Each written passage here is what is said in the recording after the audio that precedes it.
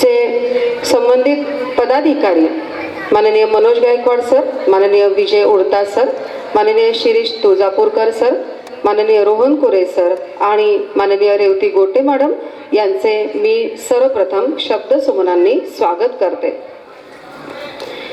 या घरट्यात पिल्लू उडावे घेऊन दिव्य शक्ती, या घरट्यातून पिल्लू उडावे घेऊन दिव्य शक्ती, आकांक्षांचे पंख असावेत उंबरठ्यावर भक्ती.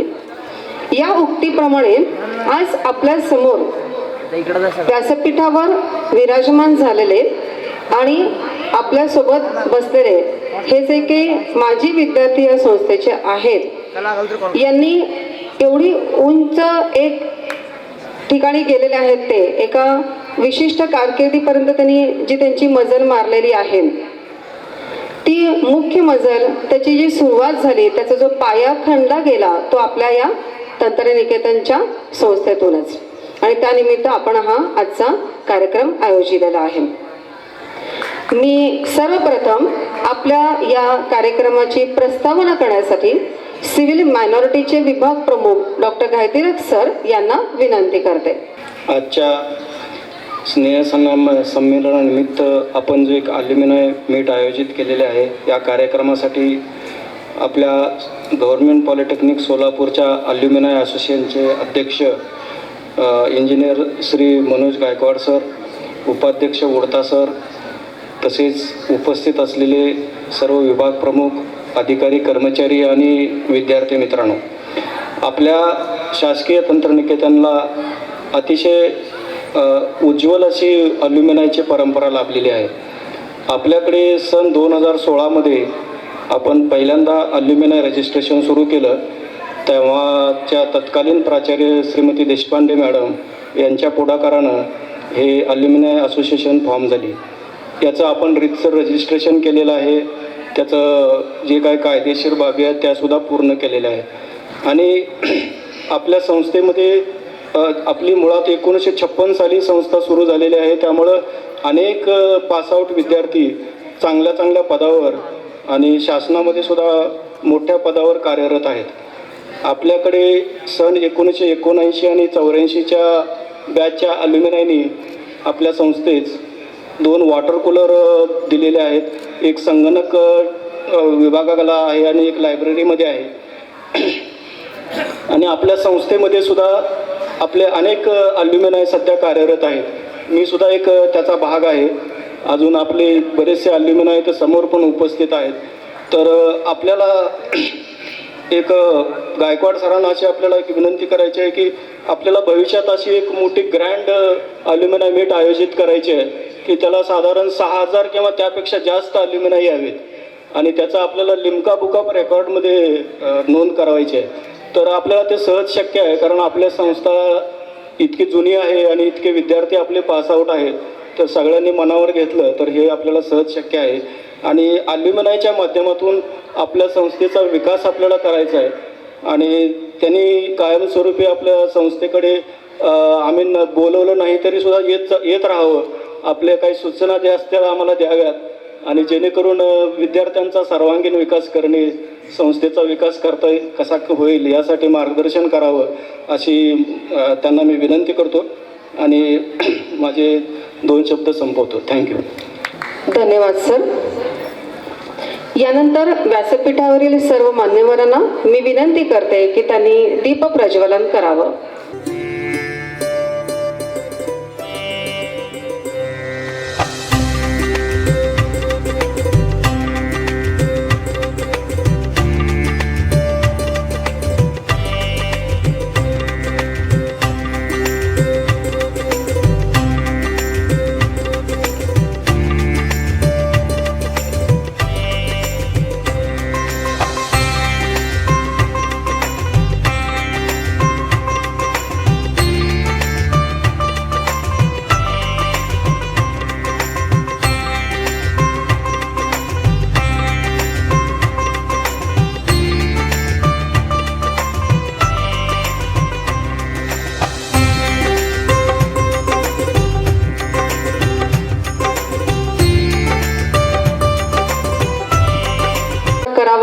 उचित ठरत नाही. परंतु आज या आपल्या माजी विद्यार्थ्यांनी जी उंची गाठलेली आहे त्या उंचीचं हे एक प्रकारे कौतुक आहे, त्याचा सत्कार आहे आणि तो अप्रत्यक्षरित्या आपल्या प्राध्यापकांचाच सत्कार आहे असे मी मानते.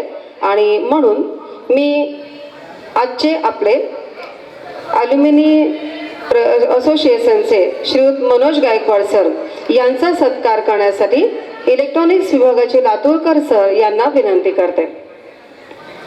प्राध्यापक लातूरकर सर यांनी Manoj Gaikwad sir, president government polytechnic Solapur alumni association यांचा सत्कार करावा अशी मी त्यांना विनंती करते.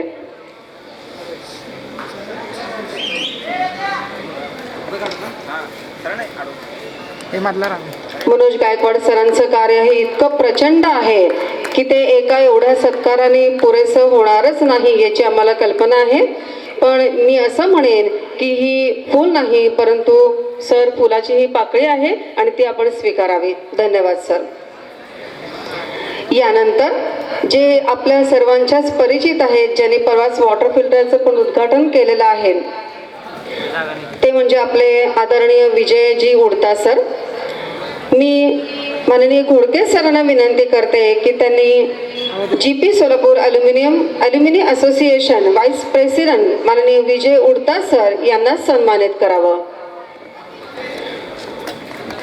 आज आपण जे काही वृक्ष पाहतोय किंवा मेन पोर्चच्या समोर जे काही फुलझाडांच्या कुंड्या पाहतोय त्या सगळ्या आपल्याला विजयजी उडता सरांनीच दिलेल्या आहेत. त्यांचा आपण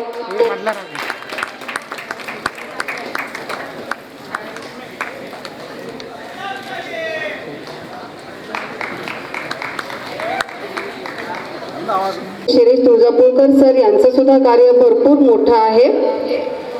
आणि हे जे आपल्याला दिसत आहे चित्र ते म्हणजे या तंत्रनिकेतनच्या, तुम्ही जसे इथं बसलेले होतात कधी काही ते पण इथं बसलेले होते, इथूनच ते शिकून पुढे गेलेले आहेत आणि आज ते व्यासपीठावर प्रमुख अतिथी म्हणून विराजमान आहेत. याचा आपल्याला सार्थ अभिमान आहे. धन्यवाद सर.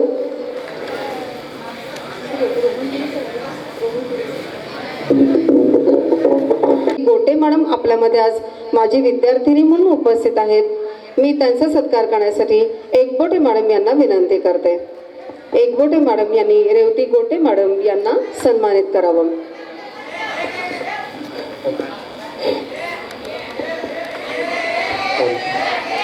विद्यार्थ्यांनी टाळ्या वाजवायच्या आहेत, कारण आपण आज टाळ्या वाजवल्या तर उद्या आपण जेव्हा व्यासपीठावर येऊ तेव्हा आपल्यासाठी टाळ्या वाजवणारे लोक असतील.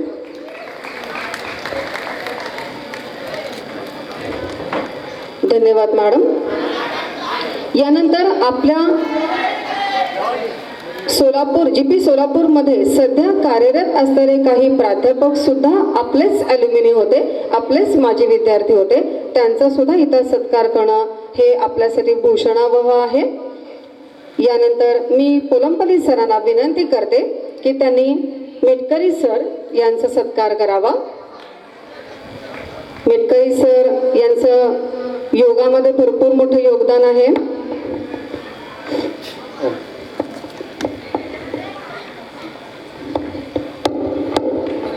मेटकरी सर सुद्धा GP सोलापूरचेच माजी विद्यार्थी आहेत आणि सध्या ते 2001 साली सर इथून पासआउट झालेले आहेत. यानंतर एकबोटे मॅडम यांनी सत्कार स्वीकारण्यासाठी पुढे यावं.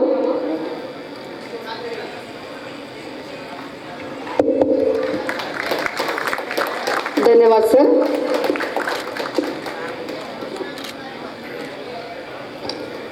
डॉक्टर घायतिरक सर जे आपले सिव्हिल मायनॉरिटीचे विभाग प्रमुख आहेत ते सुद्धा आपलेच ॲल्युमिनी आहेत, आपलेच माजी विद्यार्थी आहेत. त्यांचा सुद्धा इथे सत्कार करावा अशी मी विनंती करते. त्यानंतर जिमखाना क्रीडा सचिव श्रीयुत तीर्थकर सर, प्राध्यापक तीर्थकर सर यांना सुद्धा पोलंपल्ली सरांनी सन्मानित करावे.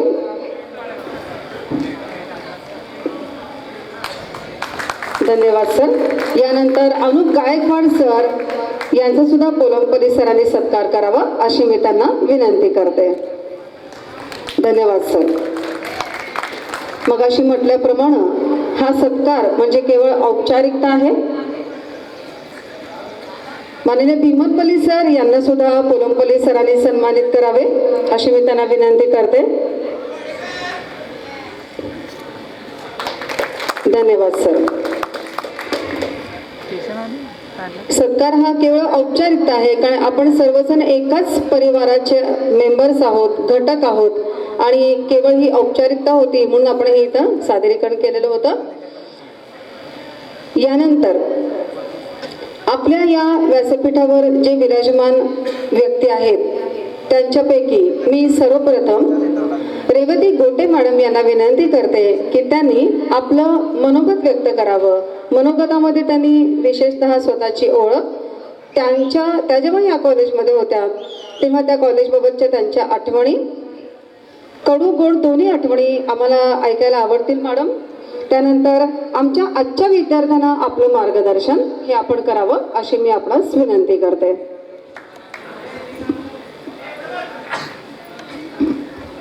धन्यवाद मॅडम. व्यासपीठावरील मान्यवर, अल्युमिनी असोसिएशनचे सेक्रेटरी, उपसेक्रेटरी या सगळ्यांचा मी इथं स्वागत करते म्हणण्यापेक्षा मी आभार मानते की त्यांनी मला इथं व्यासपीठावर बोलवलं. ॲक्च्युअली मी एक साधारण विद्यार्थी आहे, फक्त या अल्युमिनीचा ग्रुपचा एक पार्ट आहे. याच कॉलेजमध्ये 2003ला इलेक्ट्रिकल डिपार्टमेंटमधून मी पासआउट आहे आणि सध्या ITI कॉलेजमध्ये इन्स्ट्रक्टर म्हणून काम करते आहे. कॉलेजच्या आठवणी खूप सुंदर आहेत, जशा सगळ्यांच्या असतात तशा माझ्याही आहेत. कडू आठवणी म्हणण्यापेक्षा गोडच आठवणी जास्त आहेत. काही वर्षापूर्वी म्हणण्यापेक्षा एक्झॅक्टली बरोबर 20 वर्षापूर्वी आम्ही तुमच्या जागी होतो, आज इकडं आहोत. माझी अशी इच्छा आहे की अशी संधी सगळ्यांनाच मिळावी की त्यांनी यापासून यापर्यंत प्रवास करावा आणि स्वतःची आणि त्याचबरोबर देशाची प्रगती साध्य करावी. मला इथं बोलण्याबद्दल संधी दिली त्यामुळे खूप खूप धन्यवाद. थँक्यू.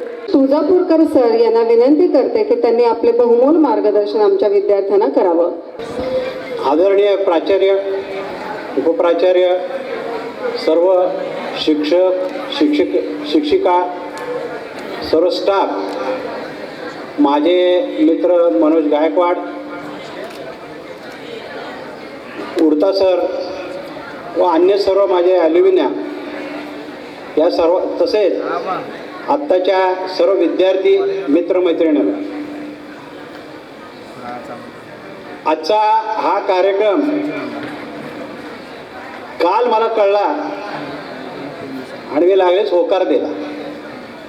त्याचं कारण असं आहे की ज्या संस्थेमधनं आपण शिक्षण घेतलं आणि सर्व जीवनाची वाटचाल केली, त्या संस्थेचं बोलावून नुसतं आलं की आपण धावून जायलाच पाहिजे असं मला मनोमन वाटलं आणि यासाठी मी तात्काळ होकार दिला. मी 1981 मधनं चा विद्यार्थी इथला आहे, स्थापत्याचा. 35 वर्ष जिल्हा परिषद आणि 2 वर्ष सार्वजनिक बांधकाम विभाग याच्यामध्ये सेवेत होतो, शासकीय सेवेत होतो. शेवटी उपकार्यकारी अभियंता म्हणून रिटायर झालो, 4 वर्ष रिटायर झालो.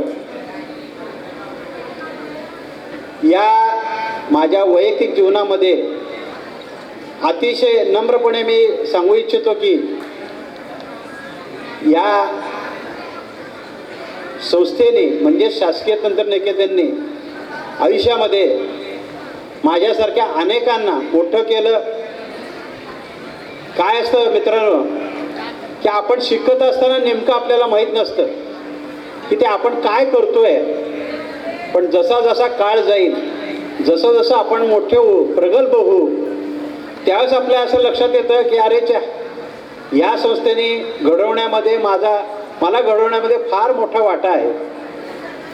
आणि मला असं वाटतं की 2-3 वर्षाचा आपला जो काही डिप्लोमाचा हे आहे, टेक्स्टाईलचा 4 वर्षाचा आहे, हा काळ जात असतो. परंतु माणसाच्या जशा वैयक्तिक जीवनामध्ये सुखदुःखाच्या ज्या काही आठवणी राहतात, तशा या कोपऱ्यामध्ये आपल्या कॉलेजच्या पण अतिशय आठवणी रमणीय असतात आणि ते आपण साठवून ठेवतो. वेळ पडले प्रसंग आला की आपण त्या प्रकट करत असतो.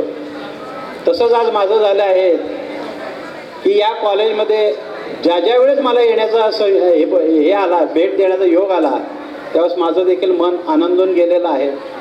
या सर्वासाठी मी आपल्या सर्वांचं पहिल्यांदा मनपूर्वक आभार मानतो. संयोजकांनी मला इथे बोलवलं आणि आज मायेची शाल पांघरली, त्याबद्दल सर्वांचा मी पहिल्यांदा ऋणी आहे. थोडंसं विषयाच्या ह्याच्या अनुषंगाने मी एवढंच म्हणेन की मध्यंतरी एक 7-8 वर्षापूर्वी आमच्या बॅचचा 81च्या बॅचच्या 81-82 असा कॉमन याचा इथे एक आपण गेट टुगेदरचा कार्यक्रम केला होता. त्यावेळेच्या तत्कालीन किंवा माजी सर्व शिक्षकांचा आम्ही सत्कार केला. एक साधारणपणे 100 उपस्थिती होती. दरवर्षी एक बॅच जाते, ती ॲल्युमिना होते. परंतु या सर्वांच्या ह्याच्यामध्ये आपल्याला असं लक्षात येईल की जसं आपण सर्वांचे ऋणी आहोत तसं या कॉलेजचे ऋणी आहोत. आणि आपल्या आयुष्यामध्ये जेव्हा जेव्हा प्रसंग येईल हे ऋण फेडण्याचा, त्यावेळेस आपण पुढाकार घ्यावा, हे फार महत्त्वाचं आहे. मी कॉलेजच्या प्राचार्यांना अशी विनंती करतो की आत्ताच्या ही इमारत कदाचित 56ची आहे, अनेक वर्ष शासकीय याच्यामध्ये ह्याला मागतोय पण मिळत नाही.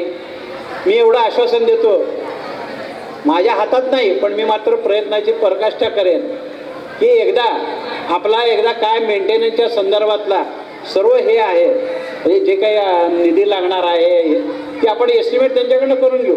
परंतु शासनाकडे पत्रव्यवहार करावा, त्याचा पाठपुरावा इथून ते थेट मंत्रालयापर्यंत करण्याचं मी नक्की तुम्हाला आश्वासन देतो. आणि ही वास्तू परत एकदा चांगली दैदिप्यमान आणि चांगली दिसेल आणि आपला इथला सगळ्यांचं हे खूप छान जाईल असं मी नक्की पाहीन. आणि ॲल्युमिनाची ताकद आहे.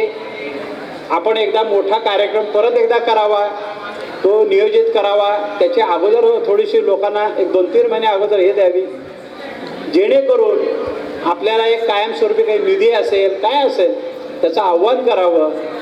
आणि आपल्याकडे हे सगळं आहेच आहे डाटा. परत मी आमच्या मनोज गायकवाड कुर्ता सर यांना विनंती करतो की हा परत एकदा या वर्षामध्ये कार्यक्रम घेतल्यास आपण सर्वांनी मिळून तो कार्यक्रम मोठा करू आणि या संस्थेचं असणारं ऋण आपण फेडू. धन्यवाद.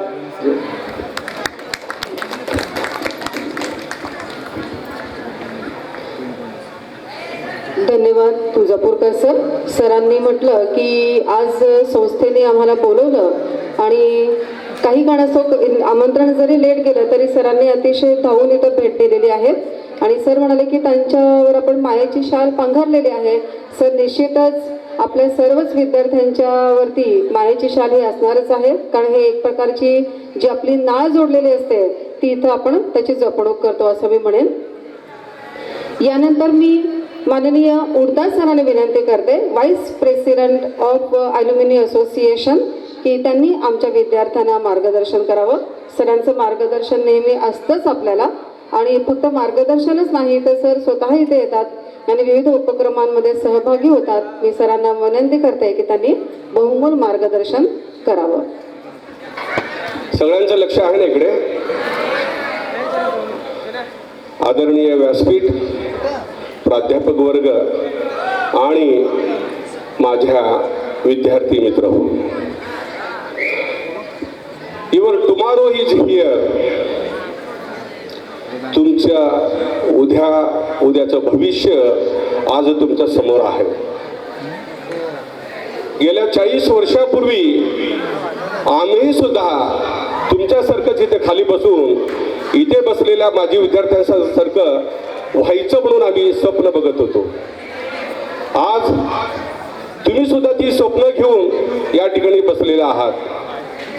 या कॉलेजमध्ये आपलं शिक्षण पूर्ण झाल्यानंतर पुढे काय करायचं हे प्लॅनिंग आताच आपल्या समोर असायला हवं. त्यासाठी मी माझं एक छोटंसं उदाहरण सांगतो. कॉलेजमध्ये सेकंड इयरला असताना कोठाडिया सर म्हणून होते आमच्याकडे. कोठाडिया सर म्हणायचे आम्हाला की सर्वजण या ठिकाणी इंजिनिअरिंग घेतात, डिप्लोमा घेतात, इंजिनिअरिंगला जातात, पुढे कुठेतरी जॉब करतात. जॉब केल्यामुळे काय होतं की त्यांना त्यांचा उदरनिर्वाहाचा प्रश्न मिटतो. परंतु आपल्या देशामध्ये बेरोजगारीची संख्या जास्त आहे. प्रत्येकाच्या हाताला काम मिळालं पाहिजे. म्हणून तुमच्यापैकी कोणी जर उद्योजक व्हायचं असेल तर हात वर करा, असं त्यावेळी त्यांनी सरांनी मला सांगितलं होतं. तर त्यावेळेला मी एकट्यानं हात वर केला होता की मला उद्योजक व्हायचे आणि मी एकटा जगणार नाहीये, तर माझ्यासोबत किमान 10, 20, 50 लोकांना मी काम देणार आहे. आणि त्यावेळेला मी ती गाठ मारली की आपल्याला कोणत्याही परिस्थितीत आपल्याला एक उद्योजक व्हायचं आहे. आणि त्याप्रमाणे मी मनात पक्क ठरवलं की कोणत्याही परिस्थितीमध्ये आपल्याला उद्योजक व्हायचं आहे.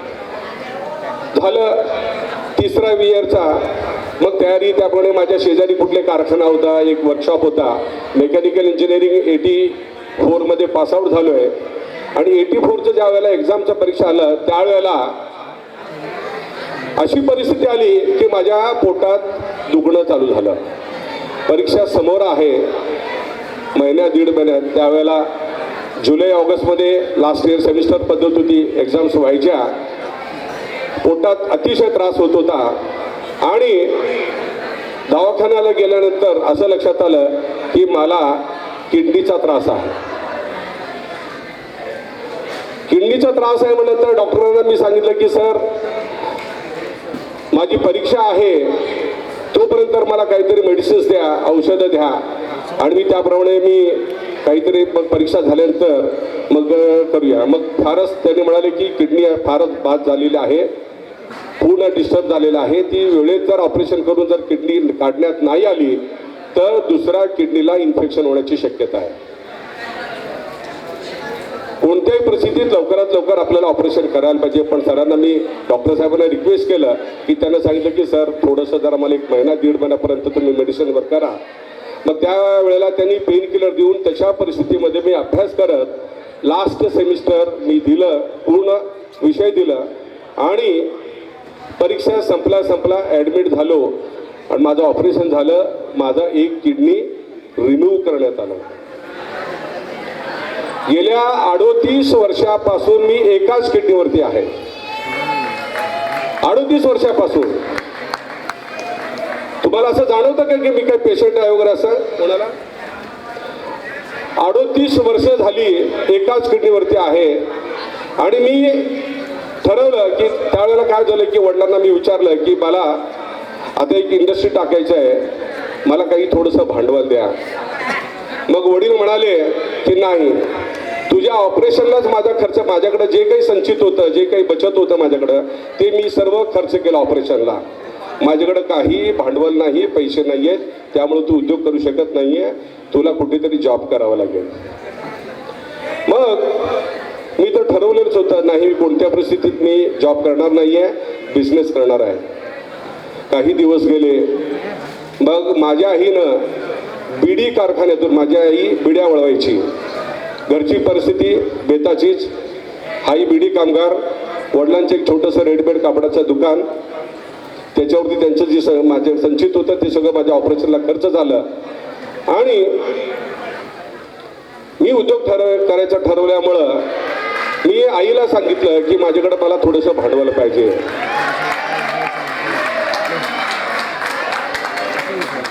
सिरियसली घेत आहे का? कसं तुम्हाला वाटत असेल तर गोष्ट सांगतो, कारण उद्या सुद्धा तुम्हाला मोठं व्हायचंय. सिरियसली तुम्ही जर कॉन्सन्ट्रेट जर ऐकत असाल तर तुम्ही सुद्धा आमच्यासारखे मोठे होऊ शकता. हे वय तारुण्य गदारोळ करायचं वय आहे माहीत आहे, परंतु ज्या वेळेला आपल्याला आयुष्याबद्दल काही ऐकायचं असतं ना, त्यावेळेला मात्र सिरियसली होऊन आपण ऐकलं पाहिजे. तर झालं काही, आईनं 2000 रुपये कर्ज काढून मला दिलं आणि त्या 2000 रुपयापासून मी प्लास्टिकचं एक छोटंसं हँडप्रेस मोल्डिंग मशीन घेतली. एकदा होऊन जाऊ दे, शिट्ट्या मारायचं. आम्ही सुद्धा असेच गोंधळ करायचो, परंतु ज्या वेळेला सिरियस घ्यायचं त्यावेळेला मी घेत होतो बरं का. तर झालं काय की त्या 2,000 रुपयापासून मी कर्ज काढून प्लास्टिक मोल्डिंगचं मशीन घेतली. 1100 रुपयाला सेकंड हँड मशीन होती, हँडप्रेस. पलंगाची बुचं बनवायची, त्याचं डाय बनवलं, पलंगाचं बुच बनवलं, सॅम्पल दाखवलं मार्केटमध्ये. आधी सर्वे केला की कुठे तुम्ही आणताय, तर ती लोक मुंबईवरनं आणायची. मग ती मुंबईवरनं आणायची. तर मी म्हटलं तुम्हाला इथं सोलापुरात जर तुम्हाला जर दिलं तर तुम्ही ते घेऊ शकता का? म्हटलं काय हरकत नाही, मुंबईच्या रेटमध्ये जर मला जर इथं जर तुम्हाला जर मिळत असेल तर मी घ्यायला काय हरकत नाही आहे. मग असं सांगितल्यानंतर मी सगळं तयारी केलं. माझा पहिला एक्सपिरियन्स सांगतो तुम्हाला की 2,000 रुपये सगळे संपले. मी स्वतःच कामगार, स्वतःच मालक, स्वतः बुचं तयार केली, सगळं तयार केलं. पाकिट त्याचे सगळं प्लास्टिकमध्ये पॅकिंग करून पलंगाची बुचं बनवली. आणि झालं काय की माझ्या खिशामध्ये 10 पैसे सुद्धा नव्हते. पोतं तयार केलं आणि ज्याकडे ऑर्डर मिळाली होती त्याच्याकडे मी गेलो. पण जायचं म्हटलं तर त्याच्या आधी मी ठरवला होता की काय करायचं. समोरचं भाड्याचं सायकलचं दुकान होतं, सायकल सुद्धा नव्हती माझ्याकडे. आणि मी 30 पैसे त्यावेळेला तासाला भाडं होतं. 30 नये पैसे भाडं देण्यासाठी माझ्याकडे पैसे नव्हते, कारण सगळे पैसे पूर्ण मटेरियल पॅकिंग याच्यामध्ये सगळं संपले होते. आणि मी पहिल्यांदा मी म्हटलं आता 30 पैसे त्या मालकांना डिलिव्हरी देतोय, त्यांनी पैसे दिले तर त्यांचं भाडं देता येईल, नाही तर देता येत नाही. म्हणून काय केलं की आमचं घर होतं जोडबसवणा चौक खाली, आणि तिथे विजापूर वेसमध्ये त्यांचं दुकान होतं, पलंगाचं दुकान होतं. काय केलं, पोतं तयार केलं आणि खांद्यावर घातलं. खांद्यावर घालून चालत चालत गेलो. त्या दुकानासमोर थांबलो, त्यांना दाखवलं, सर आपने जो ऑर्डर दिया था उसका मैं माल लाया हूँ. मग समोर ते मालक बसले होते, त्यांचा मुनीम होता समोर. त्याने म्हटलं ठीक आहे लाय घ्या, ठीक आहे, गिन केलो. मग ते 15 पाकिटचं ऑर्डर होतं, त्यांनी तिथं मोजून घेतले. मोजून घेतल्यानंतर बिझनेस कसा करायचा त्याचा सुद्धा मला एक्सपिरियन्स नव्हता, कारण कुठे जॉब सुद्धा केला नव्हता. त्या मालकासमोर जाऊन घाबरत घाबरत जवळ उभारलो आणि म्हटलं शेठ वो डिलिव्हरी दे दी या. फिर काय म्हटल्यानंतर मी एकदम घाबरलो. सर उसके पैसे पैसे अभी तो माल डाला यार, पैसे कहाँ से मांगते हो, 8 दिन के बाद आ जाओ. एकदम बरं झालं मला, जसं वाटलं मी चालत आलो. कारण 30 पैसे द्यायचं त्यांना, मी जर सायकल जर उधारीनं घेऊन आली असती तर त्याला 30 पैसे कुठून द्यायचा. म्हणून एकदम मी म्हटलं बरं झालं. पण तरीसुद्धा थोडंसं धाडस करत त्या शेठीजवळ गेलो, त्यांना रिक्वेस्ट केला, शेठी ये मेरी जिंदगी की पहली कमाई है, मैं मेहनत करे सो मेरी पहली कमाई है, आप अगर दिए तो अच्छा रहेगा, नहीं तो आप जैसा बोलेंगे वैसा. असं म्हटल्यानंतर त्या शेठजीने काय केलं, ऐसा आहे क्या तेरी जिंदगी की पहिली कमाई आहे, आ जाओ. मग त्यांनी त्यांच्या शेजारच्या खुर्चीवर बसवलं आणि बसून म्हटलं तुझं पहिली कमाई. हाँ सर मैं पहली कमाई, मैं खुद काम किए सो, मैं खुद काम करा, मैंने ऐसा ऐसा डिप्लोमा किया और उसके बाद मैंने चालू किया, बहुत बढ़िया, चलो बैठो. बसल्यानंतर त्यांनी ड्रॉवर उघडला. ड्रॉवर उघडल्यानंतर ते पैसे मोजून 150 रुपयाचा माल होता, माझी पहिली विक्री. ती 150 रुपये त्यांनी दिले मला आणि ते घेऊन मी लगेच खिशात घालून बसलो. एकदम आनंदात होतो. मग त्यांनी म्हटलं लगेच खिशात घातल्यानंतर ते शेठजीने म्हटलं ए रुक बैठ बैठ म्हटल्यानंतर मी एकदम घाबरलो, पुन्हा काय झालं, पैसे परत घेतील की काय, एकदम दचकलो.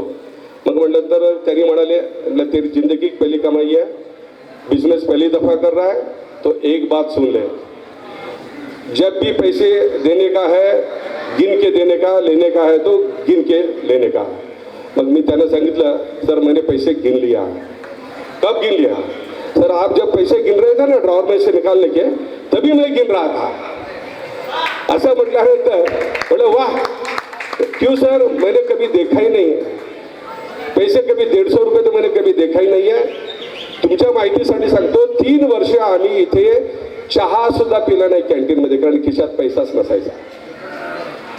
3 वर्ष या कॉलेजमध्ये होतो, परंतु कॅन्टीन आम्हाला माहीत होतं, परंतु आम्ही चहा कधी पिला नाही इथल्या, कारण खिशात 5 नहे पैसे सुद्धा नसायचे. त्यावेळेस परिस्थिती अशी असायची. पण ह्या परिस्थितीला मात करायचं म्हटलं तर आपल्याला आत्ताच काहीतरी आपल्याला ठरवणं गरजेचं आहे. गोंधळामध्ये काढलं तर मग आयुष्य सगळं गोंधळातच जाणार आहे. कर्जबाजारी होणार, डोक्यातलं टेन्शन होणार. सिरियसली जर घेतलं तर आपण सुद्धा गरिबीतून असं काहीतरी मोठं करू शकतो. आज तिथून माझी वाटचाल सुरू झाली. एका मशीनचे 2 मशीन, 2चे 3 मशीन, घरातल्या कोपऱ्यामध्ये एखादं छोट्याशा 10 बाय 10च्या रूममध्ये माझं मशीन होतं. आज ते वाढत MIDC मध्ये माझं 2 एकरामध्ये माझी फॅक्टरी आहे. 2 एकरमध्ये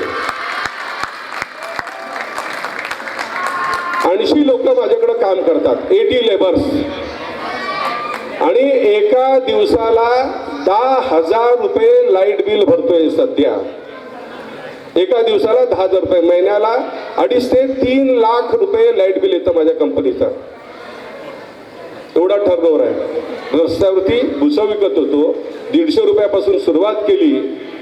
आज एवढ्या मोठ्या प्रमाणामध्ये माझा बिझनेस चालू झालाय आणि तो बिझनेस मी माझ्या मुलाला सोपवलाय. आणि त्याच्यानंतर मी एक आता रिसॉर्ट चालू केलं आहे अक्कलकोट रोडला.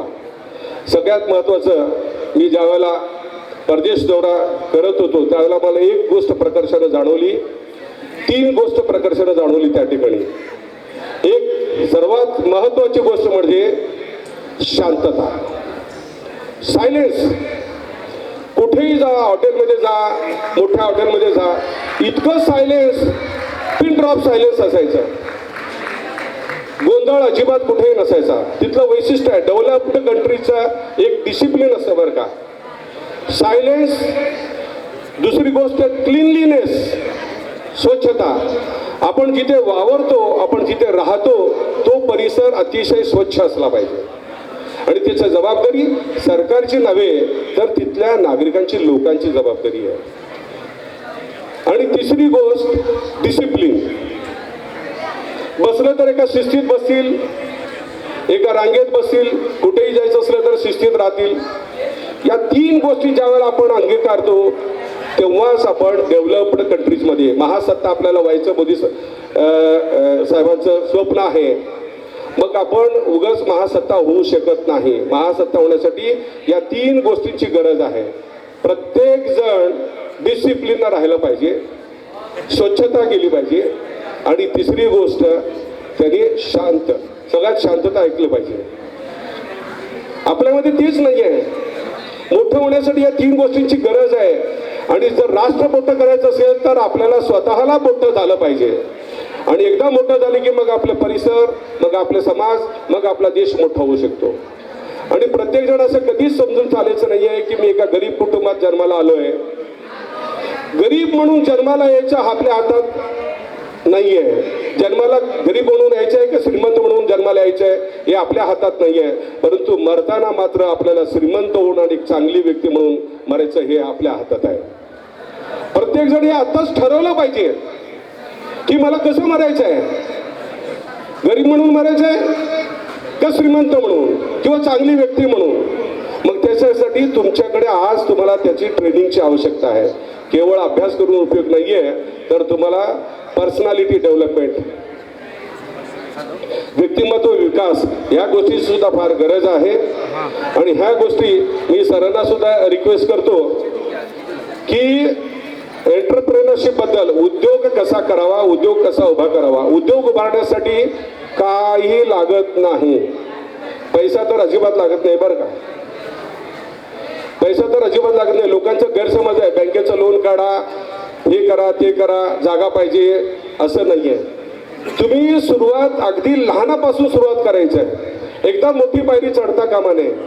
स्टेप बाय स्टेप आपण गेलं पाहिजे. जसं आपण स्टेप बाय स्टेप पुढे जाऊ तसं आपण मोठे जातो. आज माझी 2 एकरची फॅक्टरी एवढी मोठी झाली की एका रात्री झाली नाही, त्याला 40 वर्षाचा परिश्रम आहे. तसं आपण त्याचा प्रयत्न आपण केला पाहिजे. म्हणून सर्वांनी आपल्या टेक्निकल एज्युकेशन सोबत सुद्धा एंटरप्रेनरशिप कसं व्हायला पाहिजे, उद्योजक कसा घडायला पाहिजे, आपले व्यक्तिमत्व कसं, व्यक्तिमत्वाचा विकास कसा झाला पाहिजे, याच्यात सुद्धा आपण प्रत्येकाने ट्रेनिंग घेणं गरजेचं आहे. आणि मी ती स्वतः देतो बरं का. लाईफ स्किल्स आणि लाईफ गोल्स. माझ्याकडे एक असा फॉर्म्युला आहे, तुम्ही जे काही ठरवता ते 100% तुम्ही मिळू शकता. तुम्हाला घर पाहिजे घर, बंगला पाहिजे बंगला, कार पाहिजे कार, एखादा फॅक्टरी पाहिजे फॅक्टरी, काय पाहिजे तुम्हाला ते मिळू शकतं. त्याचा फॉर्म्युला माझ्याकडे आहे आणि तो फॉर्म्युला फ्री ऑफ कॉस्टमध्ये मी सगळ्यांना शिकवत असतो. ज्यांना ज्यांना इंटरेस्ट आहे त्यांनी माझ्याकडे यावं किंवा त्यांनी नावं नोंदवावी सरांकडे आणि त्यांना मी स्पेशली त्याचे आपण एखादं लेक्चर आपण अरेंज करू आणि मुलांना त्यांच्या स्वप्नपूर्तीचा फॉर्म्युला.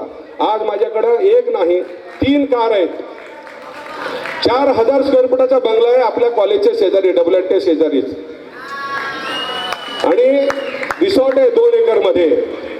हे सगळं तुम्ही करू शकता बरं का शून्यातून. हे करण्यासाठी एक तंत्र आहे. जसं कोणतेही यंत्र बनवायचं असेल तर त्याच्या पाठीमागे जर तंत्र असतं. तंत्राशिवाय यंत्र बनत नाहीये आणि यंत्राला चालवायचं असेल तर मंत्र लागतं. म्हणजे जे काही सारखं सारखं आपण जे प्रॅक्टिस करतो. आता एखादी सायकल बनवली आपण, सुरुवातीला सायकल आपण 2 चाकावरती उभी करू शकत नाहीये. त्याला सारखं पठण म्हणजे सारखं प्रॅक्टिस करावं लागतं. 4 वेळा पडल्यानंतर ज्यावेळेला आपल्याला सायकल चालवते तसं मंत्रमध्ये दुसरं तिसरं काही नसून एकच गोष्ट ज्यावेळेला आपण रिपीटेडली करतो त्यावेळेला आपण त्याच्यामध्ये हातखंडा प्रावीण्य मिळवतो. तंत्र, यंत्र आणि मंत्र ह्या सूत्राचा जर वापर आपण केला तर 100% आपण यशस्वी होऊ शकतो. ज्यांना ज्यांना आपल्या आयुष्यामध्ये यशस्वी व्हायचं असेल तर त्यांनी सरांकडं आपली नावं नोंदवावीत. पाहिजे तर त्यांच्या एका आपण स्पेशल क्लासेस घेऊया दर शनिवारी किंवा एखादा तास. मला जरी तुम्ही आठवड्यातून एकदा जरी तास जरी दिलात तर मी तुम्हाला ते सगळं तुम्हाला त्याचं तंत्र मी तुम्हाला शिकवतो आणि प्रत्येकानं त्याप्रमाणे त्या तंत्राचा वापर करून आपल्या आयुष्यामध्ये 100% यशस्वी होऊ शकतात याची मी गॅरंटी देतो. कारण त्याचं मूर्तिमंत उदाहरण मी स्वतः आहे. अगदी शून्यातून 5 वेळा माझं ऑपरेशन झालेलं आहे.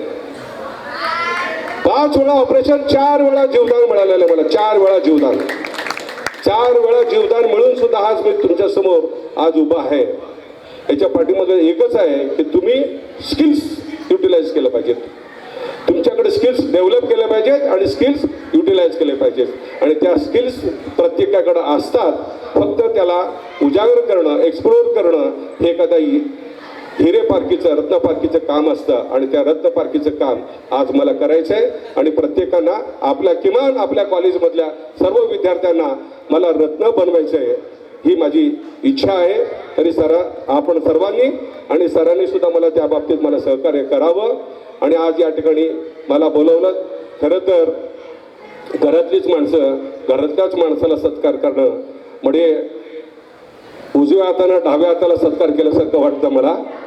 दोन्ही एकाच अंगाचे आहेत. आपण सर्वजण एकच आहोत ही जाणीव आपण सर्वांनी ठेवावं. आणि या ठिकाणी मला 2 शब्द मला बोलण्याची संधी दिली म्हणून मी आयोजकांचं आभार मानतो. धन्यवाद.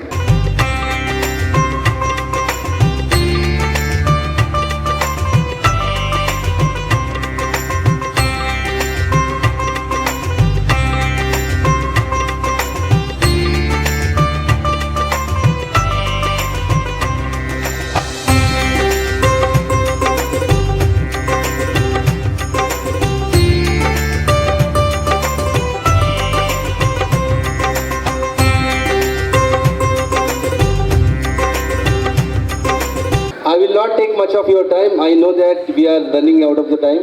First of all, I would like to extend my sincere apologies for the delay due to some appointments where I was stuck out. Am I audible? So do you know what exactly the aim and motto of the Alumni Association? I think if not, I'll just brief in a 1 minute. We all are alumni, those who were passed out from our institutions.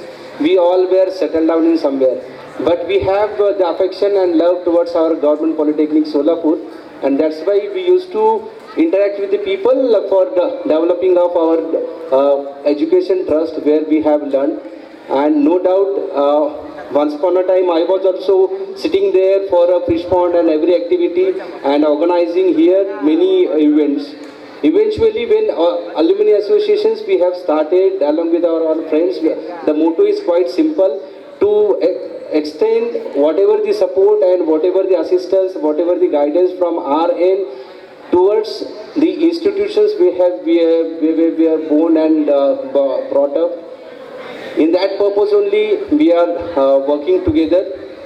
I have met one of our esteemed alumni Satish Korapati, and I was just discussing with my all friends that he is working in Dubai and he has been passed out in very long ago. In 90s he has passed out, and he is alumni of GP as well as COEP. Right now he is working as an electrical consultant for many companies, and he is also keen about to do something. Likewise, whenever it is possible to get it out of our own schedule towards our institution, we will try definitely.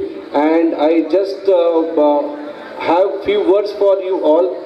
Whenever it is possible to enroll yourself as an alumni association, please try to make sure that you once passed out from here, you will be going to associated with the alumni associations, which is having a very noble cause, and there is no any kind of financial transactions expected from your end in the early or beginning. Even though it is going to have some more extent, it is possible, you can, but we are expecting that you should collaborate together for making the betterment of our institutes.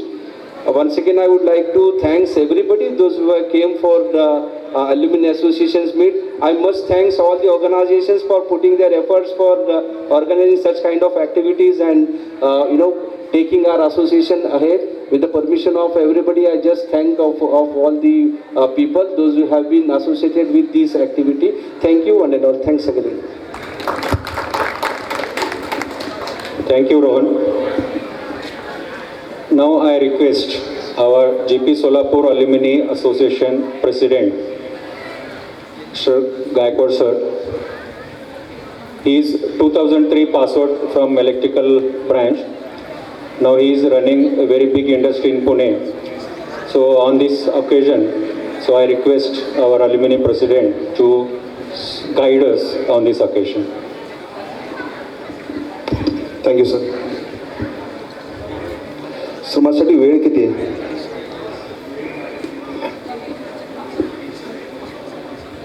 Hopefully 10 ते 15 minute मी घेतले तर काही problem नसेल. मित्रांनो,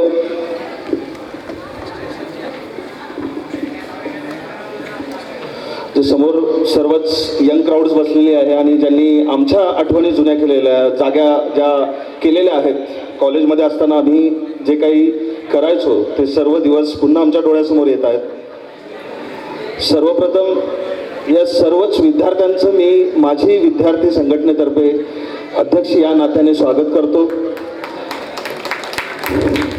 या संस्थेने बऱ्याच वर्षानंतर या कॉलेजने एक माझी विद्यार्थ्यांसाठी हा जो काही उपक्रम राबवला, थोड्याशा वेळेअभावी काही थोड्याशा कम्युनिकेशन गॅपमुळे सगळ्यांपर्यंत निरोप जाऊ शकले नाहीत. फार कमी माझे विद्यार्थी आज इथे जमलेले आहेत.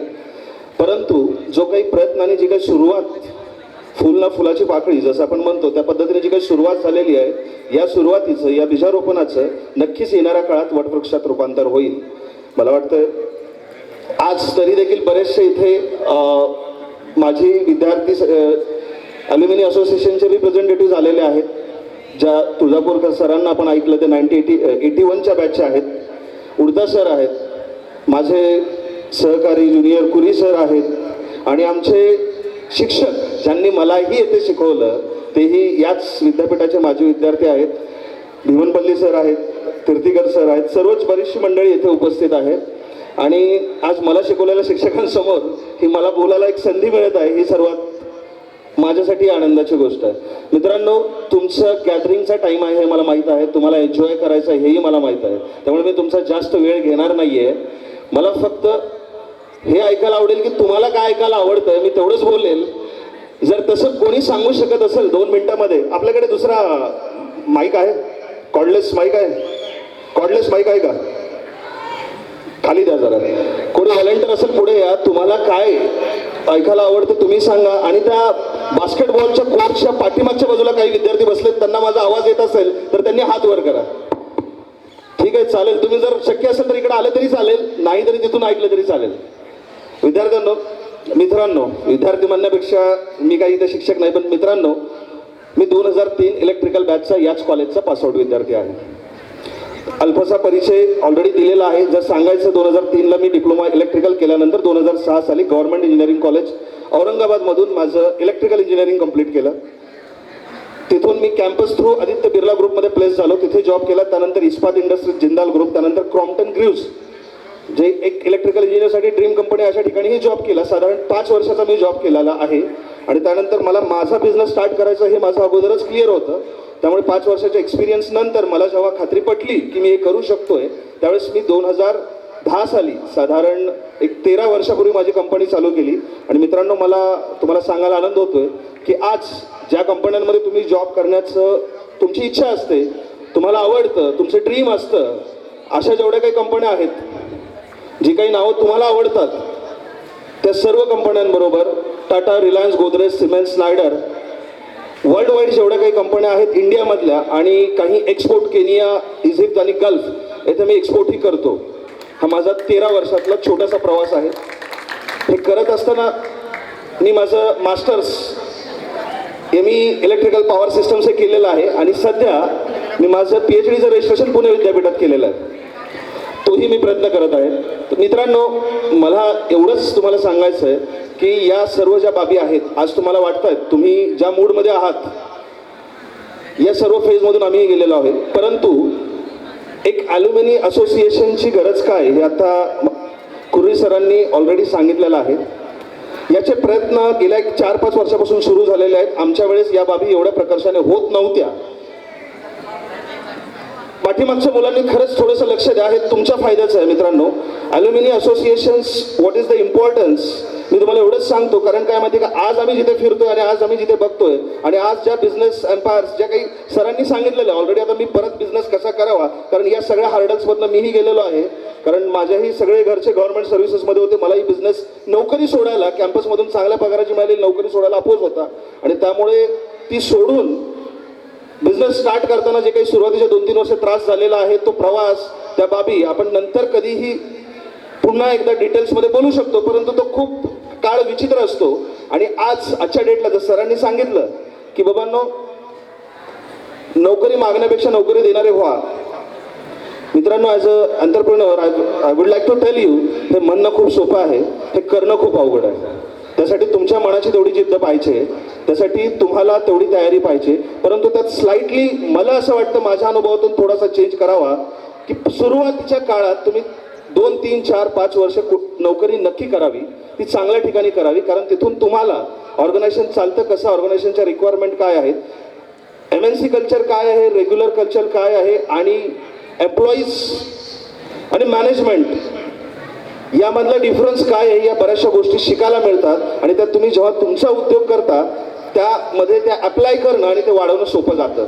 मे बी त्याच 5 वर्षामध्ये ज्या काही गोष्टी मी शिकलो, त्याच बाबींमुळे या ज्या 10, 12, 13 वर्षामध्ये मी या लेवलला पोहोचू शकलो असेल.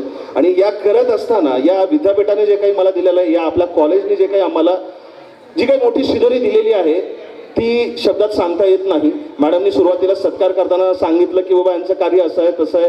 हा सत्कार म्हणजे तेवढा पुरेसा नाही वगैरे असं काहीच नाही आहे. म्हणजे कॉलेजमध्ये आम्हाला बोलवलं गेलं आणि कॉलेजने जो आदर आणि प्रेम, हेच आमच्यासाठी सगळ्यात मोठं आहे. एवढा मोठा सत्कार आयुष्यात आम्हाला दुसऱ्या ठिकाणी कुठं काहीही दिलं तरी मिळू शकत नाही, हे मी आवर्जून सांगू इच्छितो मॅडम. कारण आपलं करिअर जिथे सुरुवात झालेलं आहे, जिथे आपल्या करिअरची सुरुवातीची काही जी घडणारी वर्ष आहेत, जसं कुंभार एक मडकं घडवतो मातीचं, त्या पद्धतीनं या शिक्षक वर्गाने, या कॉलेजने आम्हाला बऱ्याचशा गोष्टी दिलेल्या आहेत, शिकवलेल्या आहेत. आणि त्या अनुभवाची शिदोरी तुम्हाला वाटत असेल की कॉलेजमध्ये आपण जे शिकतोय ते खरंच उपयोगी पडतं का, पण हे खरंच उपयोगी पडतं मित्रांनो. त्यामुळे ते जर डोक्यात कोणी सांगत असेल, भ्रम असेल की आज हे शिकवलं जातं आणि ते काय कुठे लागत नाही, तर हे पहिलं डोक्यातनं काढून टाका. तुम्हाला मॅक्सिमम सब्जेक्ट्स हे अप्लाइड मॅथमॅटिक्स, अप्लाइड टेक्नॉलॉजी, सगळ्या अप्लाइड्स म्हणजे ज्या गोष्टी लागणाऱ्या त्याच आहेत. आणि डिप्लोमा करून डिग्री करणाऱ्या मुलांचा आज मार्केटमध्ये रिक्रुटमेंट रेट जास्त आहे. मार्केटमध्ये चांगल्या इंजिनियर्सची डिमांड खूप आहे, परंतु इंजिनियर्सच मिळत नाही आहेत. तुम्ही म्हणता की जॉब मिळत नाही आहेत. मला माझ्या इंडस्ट्रीमध्ये आत्ताही इलेक्ट्रिकलची इथली काही मुलं असतील तर नक्की अप्रोच करा. मला स्वतःला 5-10 लोक आत्ता लगेच हवे आहेत. परंतु त्या स्किल सेटला किंवा ती काम करायला आपली तयारी आहे का.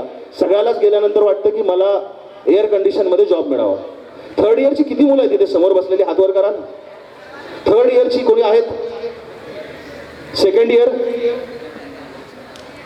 1st इयर, ठीक आहे. 3rd इयरची मुलं त्या मानाने कमी आहेत, परंतु जी 2nd इयरची मुलं आहेत ती 3rd इयरला जाणार आहेत. मित्रांनो, तुम्ही मे बी थर्ड इयर झाल्यानंतर बऱ्याचशा मुलांची ज्यांची आर्थिक परिस्थिती चांगली आहे ते नक्कीच इंजिनिअरिंगकडे जातील, परंतु हा जो डिप्लोमाचा जो पाया आहे तो तुम्हाला इंजिनिअरिंगमध्ये ही एक वेगळी ओळख देतो. तुम्ही या ज्या काही गोष्टी शिकलेल्या आहात तिथे तुम्हाला त्या अडॉप्ट करायला आणि पुढे जायला सोप्या जातात. त्यामुळे तुमचं युनिकनेस हे पहिल्यांदा इथे क्रिएट झालेलं आहे आणि ते जर तुम्ही आयुष्यभरात वापरलं तर तुम्हाला जॉब मिळणं अवघड नाही, हे पहिलं लक्षात ठेवा. सेकंड थिंग, जर खरंच परिस्थिती खराब असेल सो आज खूप साऱ्या गोष्टी अवेलेबल आहेत. म्हणजे तुम्ही जॉब करत करत पार्ट टाइम डिग्री कोर्सेस बरीचशी अवेलेबल आहेत, ते तुम्ही अडॉप्ट करू शकता. म्हणजे मी जॉब केल्यानंतर मी पार्ट टाइम डिग्री केली तर मला त्याचं व्हॅल्युएशन मिळेल का, हा जो प्रश्न आहे तो डोक्यातनं काढून टाका. Nowadays the era is changing and your skill sets is important. What you learn, how you apply it, ह्या गोष्टी महत्त्वाच्या आहेत. त्यामुळे तुम्ही डिप्लोमा बेसवर जर जॉब केला तर तुम्ही जास्त प्रॅक्टिकल बनाल आणि तुमचा अप्रोच त्या पद्धतीने चालू झाला तर तुम्हाला पुढे जाणं सोपं जाईल. जेव्हा तुम्ही मॅनेजमेंट लेवलला जाणार आहात तेव्हा तुमच्या डिग्री किंवा पोस्ट ग्रॅज्युएशन या गोष्टी इफेक्टमध्ये येतात, पण तुम्ही त्या पार्ट टाईममधून एज्युकेशन घेतले म्हणून त्यावरती असर होत नाही जर तो तुमच्या एक्सपिरियन्समधून तुम्ही कव्हर केलेला असेल तर. कारण डिप्लोमा नंतर जॉब्स ऑपॉर्च्युनिटीज खूप जास्त आहेत, सॅलरी खूप चांगल्या आहेत, इंजिनिअरिंगपेक्षा देखील चांगल्या सॅलरी डिप्लोमाच्या नंतर मिळत आहेत. त्यामुळे हा जो बदलणारा जो इरा आहे तो समजून घ्या. ज्यांची परिस्थिती खराब आहे त्यांनी बिंदास जॉब करा आणि पार्ट टाइम डिग्री कोर्सेस खूप कॉलेजेसनी चालू केलेले आहेत, तिथून तुम्ही डिग्री करण्याचा प्रयत्न करा. हे आवर्जून मी तुम्हाला सांगेन, कारण हाच अनुभव तुम्हाला पुढे नेणार आहे. ज्या परिस्थितीमध्ये उडता सरांनी बिझनेस सुरू केला तो काळ खूप कठीण होता, ज्या परिस्थितीमध्ये मी सुरू केला तो काळ थोडा वेगळा होता मित्रांनो. त्यातला फक्त फरक मी तुम्हाला सांगतो, मे बी एक डिकेडचा फरक असेल तर त्या 10 वर्षामध्ये काय फरक पडतो आणि आता काय फरक पडणार आहे. ज्या गोष्टी तुमच्या समोर आज आहेत, आर्टिफिशियल इंटेलिजन्स असेल, चॅट जीपीटी असेल, या ज्या बाबी तुम्ही वापरत असाल, किती जण वापरतात या गोष्टी किंवा या गोष्टीची आयडिया असलेली लोक किती आहेत त्यांनी हात वर करा. मित्रांनो, आपण तंत्रज्ञानाच्या युगात वावरत आहात, आपण खूप यंग आहात आणि जर 24 तास हातात मोबाईल असून जर या गोष्टी तुम्ही वापरू शकत नसाल, त्या जर गोष्टी तुम्हाला माहीत नसतील तर नक्कीच तुमचा प्रवास खूप खडतर असणार आहे, हे आजच समजून घ्या. कारण जसं मी तुम्हाला सांगितलं, त्यांना तो स्ट्रगल करणं, त्यांना ते फंड्स उभारणं, नेटवर्क, आज फंड्स द्यायला कितीही लोक तयार आहेत. तुम्ही मला जेव्हा विचाराल तेव्हा स्टार्टअपसाठी फंडिंग करणारी 100 लोक मी तुम्हाला देतो. तुमची जर आयडिया स्ट्रॉंग असेल, मी स्वतः पैसे टाकायला तयार आहे, तुमची स्ट्रॉंग आयडिया घेऊ द्या. 5 लाखापासून 10 लाखापासून ते कोटी रुपयापर्यंतचा फंड्स हा इझिली अवेलेबल आहे. परंतु मार्केटमध्ये रिसर्च करणारी आणि त्या ताकदीनं डेव्हलपमेंट करणारी लोक आज नाहीत, हे समजून घ्या. Startup should be startup. काहीतरी जुनीच आयडिया काढली आणि त्याला मॉडिफाय केलं म्हणजे स्टार्टअप होत नाही, हा पहिला फरक समजून घ्या. गव्हर्नमेंट सीडिंग्स फंड्स खूप अवेलेबल आहेत न्यू स्टार्टअपसाठी. त्यांनी टॅक्सेशन्समध्ये खूप रिलीफ दिलेले आहेत आणि जर या टेक्नॉलॉजी जर तुम्हाला वापरता येत नसतील तर तुमचं भविष्य अवघड आहे. कारण जेव्हा आपल्याला असं वाटतंय, म्हणजे माझे प्रेडिक्शन्स मी तुम्हाला सांगतोय, जो त्रास त्यांना झाला तो मला कमी का झाला की माझ्या वेळेस मोबाईल होतं, माझ्याकडे नेटवर्किंग होतं. सरांना त्यांच्या अल्युमिनीजला कॉन्टॅक्ट करायला त्रास होता, मला माझ्या अल्युमिनीजला, माझ्या बॅचला, माझ्या नंतरच्या ज्युनियर बॅचेस 10 असतील, माझ्या सिनियर बॅचेस तर 1961 पासूनचे बरेचसे अल्युमिनी आता माझ्या संपर्कात आहेत. जेव्हा आपण हे अल्युमिनी या सर्वांच्या सहकार्याने झालेलं आहे. कारण याची सुरुवात का झाली हेही मी तुम्हाला थोडक्यात सांगतो. हे कॉलेज बंद होणार होतं, किती जणांना माहिती आहे मला माहीत नाही. एक मध्येच गव्हर्नमेंटनी GR काढला होता आणि सर्व डिप्लोमा कॉलेजेस काही डिग्रीमध्ये अपग्रेड करायची या नावाखाली कॉलेज बंद करण्याचा एक 3-4 वर्षापूर्वी घाट घातला होता. त्यावेळेस आम्ही सगळे माजी विद्यार्थी एकत्रित येत इथल्या बऱ्याच शिक्षकांनी खूप तळमळीने प्रयत्न केलेत. यांच्या सगळ्यांच्या मार्गदर्शनामुळे तो लढा लढला आणि यांच्या सगळ्यांच्या सहकार्याने मला तो लीड करण्याची संधी मिळाली. त्यामुळे आपलं कॉलेज वाचलं, जे काही असेल त्यावेळेस सगळ्या त्या गोष्टी झाल्या. त्यावेळेसचे मुख्यमंत्री फडणवीस यांच्याबरोबर डिस्कशन होऊन हे सगळं झालं. तर त्याच्या पुढे काय, आजही इथे डिप्लोमा बरोबर इंजिनिअरिंग कॉलेज चालू व्हावं यासाठी माझी विद्यार्थी संघटनेतर्फे प्रयत्न सुरू आहेत, परंतु त्याला यश येत नाहीये. यातून ही तयार झालेली संघटना आहे. पण या संघटनेचा आणखीन फायदा काय होतो मित्रांनो, जेव्हा एखादी अल्युमिनी स्ट्रॉंग असते आणि ह्या सगळ्यात स्ट्रॉंग अल्युमिनीज या IIT आणि IIMच्या आहेत. त्या मी स्वतः पाहिलेल्या आहेत, कारण त्या अल्युमिन्स बरोबर मी बऱ्याच वेळा इंटरॅक्शन केलेलं आहे. आणि हे अल्युमिनी एकमेकाला त्यांच्या कॉलेजच्या विद्यार्थ्याला खूप सॉफ्ट कॉर्नर असतो. मलाही माझ्या कॉलेजचा विद्यार्थी आला तर माझा सॉफ्ट कॉर्नर असतो. ते एकमेकाला मदत करत असतात. त्यामुळे त्यांच्या काळात जे नेटवर्किंगचं हर्डल होतं ते आता संपलेलं आहे. हे नेटवर्किंग तुम्हाला वापरता आलं पाहिजे, तो मोबाईलचा स्मार्ट वापर तुम्हाला करता आला पाहिजे. आर्टिफिशियल इंटेलिजन्समध्ये काय आहे की याच्या पुढे जाऊन आत्ताची टेक्नॉलॉजी असं आहे की जेवढा काही डेटा आहे तो फ्रॅक्शन ऑफ सेकंड्स, 1 मिनिट 2 मिनिटामध्ये तुम्हाला सगळा टॅली करून पुन्हा त्यातलं जे काही इम्पॉर्टंट आहे तेवढंच वापरता येतं. मग तुमचा वेळ किती जाणार आहे? मला आयडिया शोधायला, मला माझा बिझनेस चालू करायला, मला माझा बिझनेस टिकवायला मला 6 महिने वर्ष घालावं लागलं मार्केट रिसर्च करायला. त्यातून काही गोष्टी झाल्या मनासारख्या, काही नाही झाल्या, त्या बदलाव्या लागल्या. या गोष्टी तुम्हाला सहजासहजी टॅली करता येऊ शकतात. आणि जर तुम्ही हा वापरत नसाल आणि तुम्ही मोबाईलचा वापर कशासाठी करताय हा प्रश्न आहे. मग सगळ्यांच्या हातात मोबाईल आहे, कोणाकडे मोबाईल नाही? हात वर करा. 1% सुद्धा आज पर्सेंटेज असं नाही की ज्या म्हणजे जेवढी मुलं बसली त्या 99% मुलांकडे मोबाईल आहे. तर येणाऱ्या काळात याचा वापर कसा करायचा, या टेक्नॉलॉजीशी आपण कसं साधर्म्य साधायचा, या जर गोष्टी तुम्ही केल्या तर तुम्हाला निश्चित पुढे जाता येईल.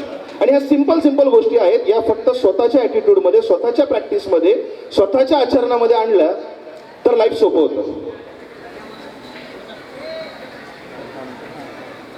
साधा आणि सिंपल आयुष्याचा एक फंडामेंटल गोष्टी आहेत. मी तुम्हाला एक साधी सिंपल गोष्ट सांगतो की कुठलीही अडचण असेल तर त्याच्यावरती 3 सोल्युशन्स आहेत.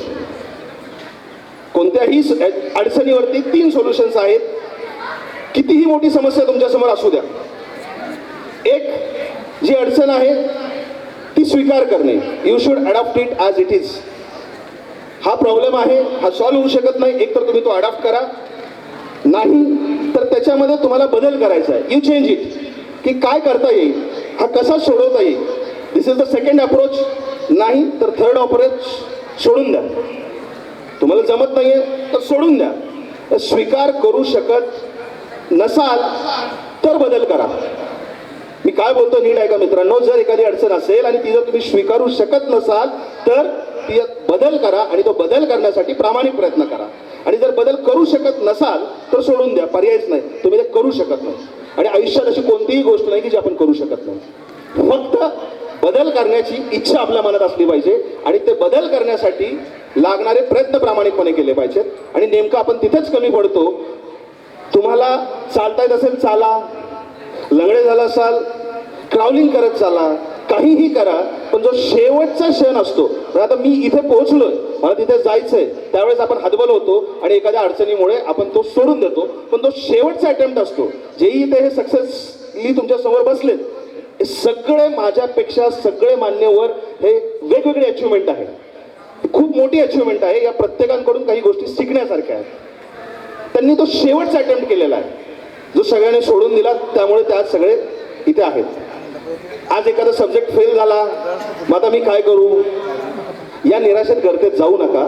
नक्कीच गोंधळ करा. आम्हीही गोंधळ करायचो, आम्हीही मागे बसून बऱ्याच वेळा शिट्ट्या वाजवायचो.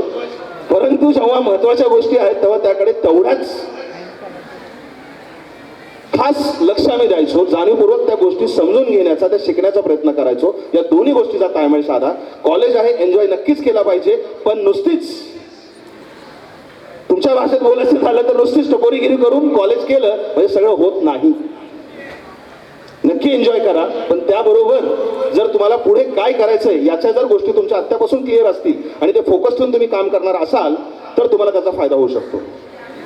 आज ही जी काही सुरुवात झाली, आमच्या वेळेस असे मार्गदर्शन होत नव्हते, पण अल्युमिनियमच्या माध्यमातून जे काही तुमच्याकडे लोक येऊ शकतात त्यातून तुम्हाला बऱ्याचशा स्किल सेट्स मिळू शकतात. त्यासाठी अल्युमिनी असोसिएशन नक्की प्रयत्न करेल, हे मी आवर्जून यावेळेस सांगतो. 15 मिनिट होत आलेले आहेत, त्यामुळे मला आवर्त घेणं गरजेचं आहे. पुढचेही कार्यक्रम आहेत, त्यामुळे आपण डिटेल्समध्ये नक्की बोलू.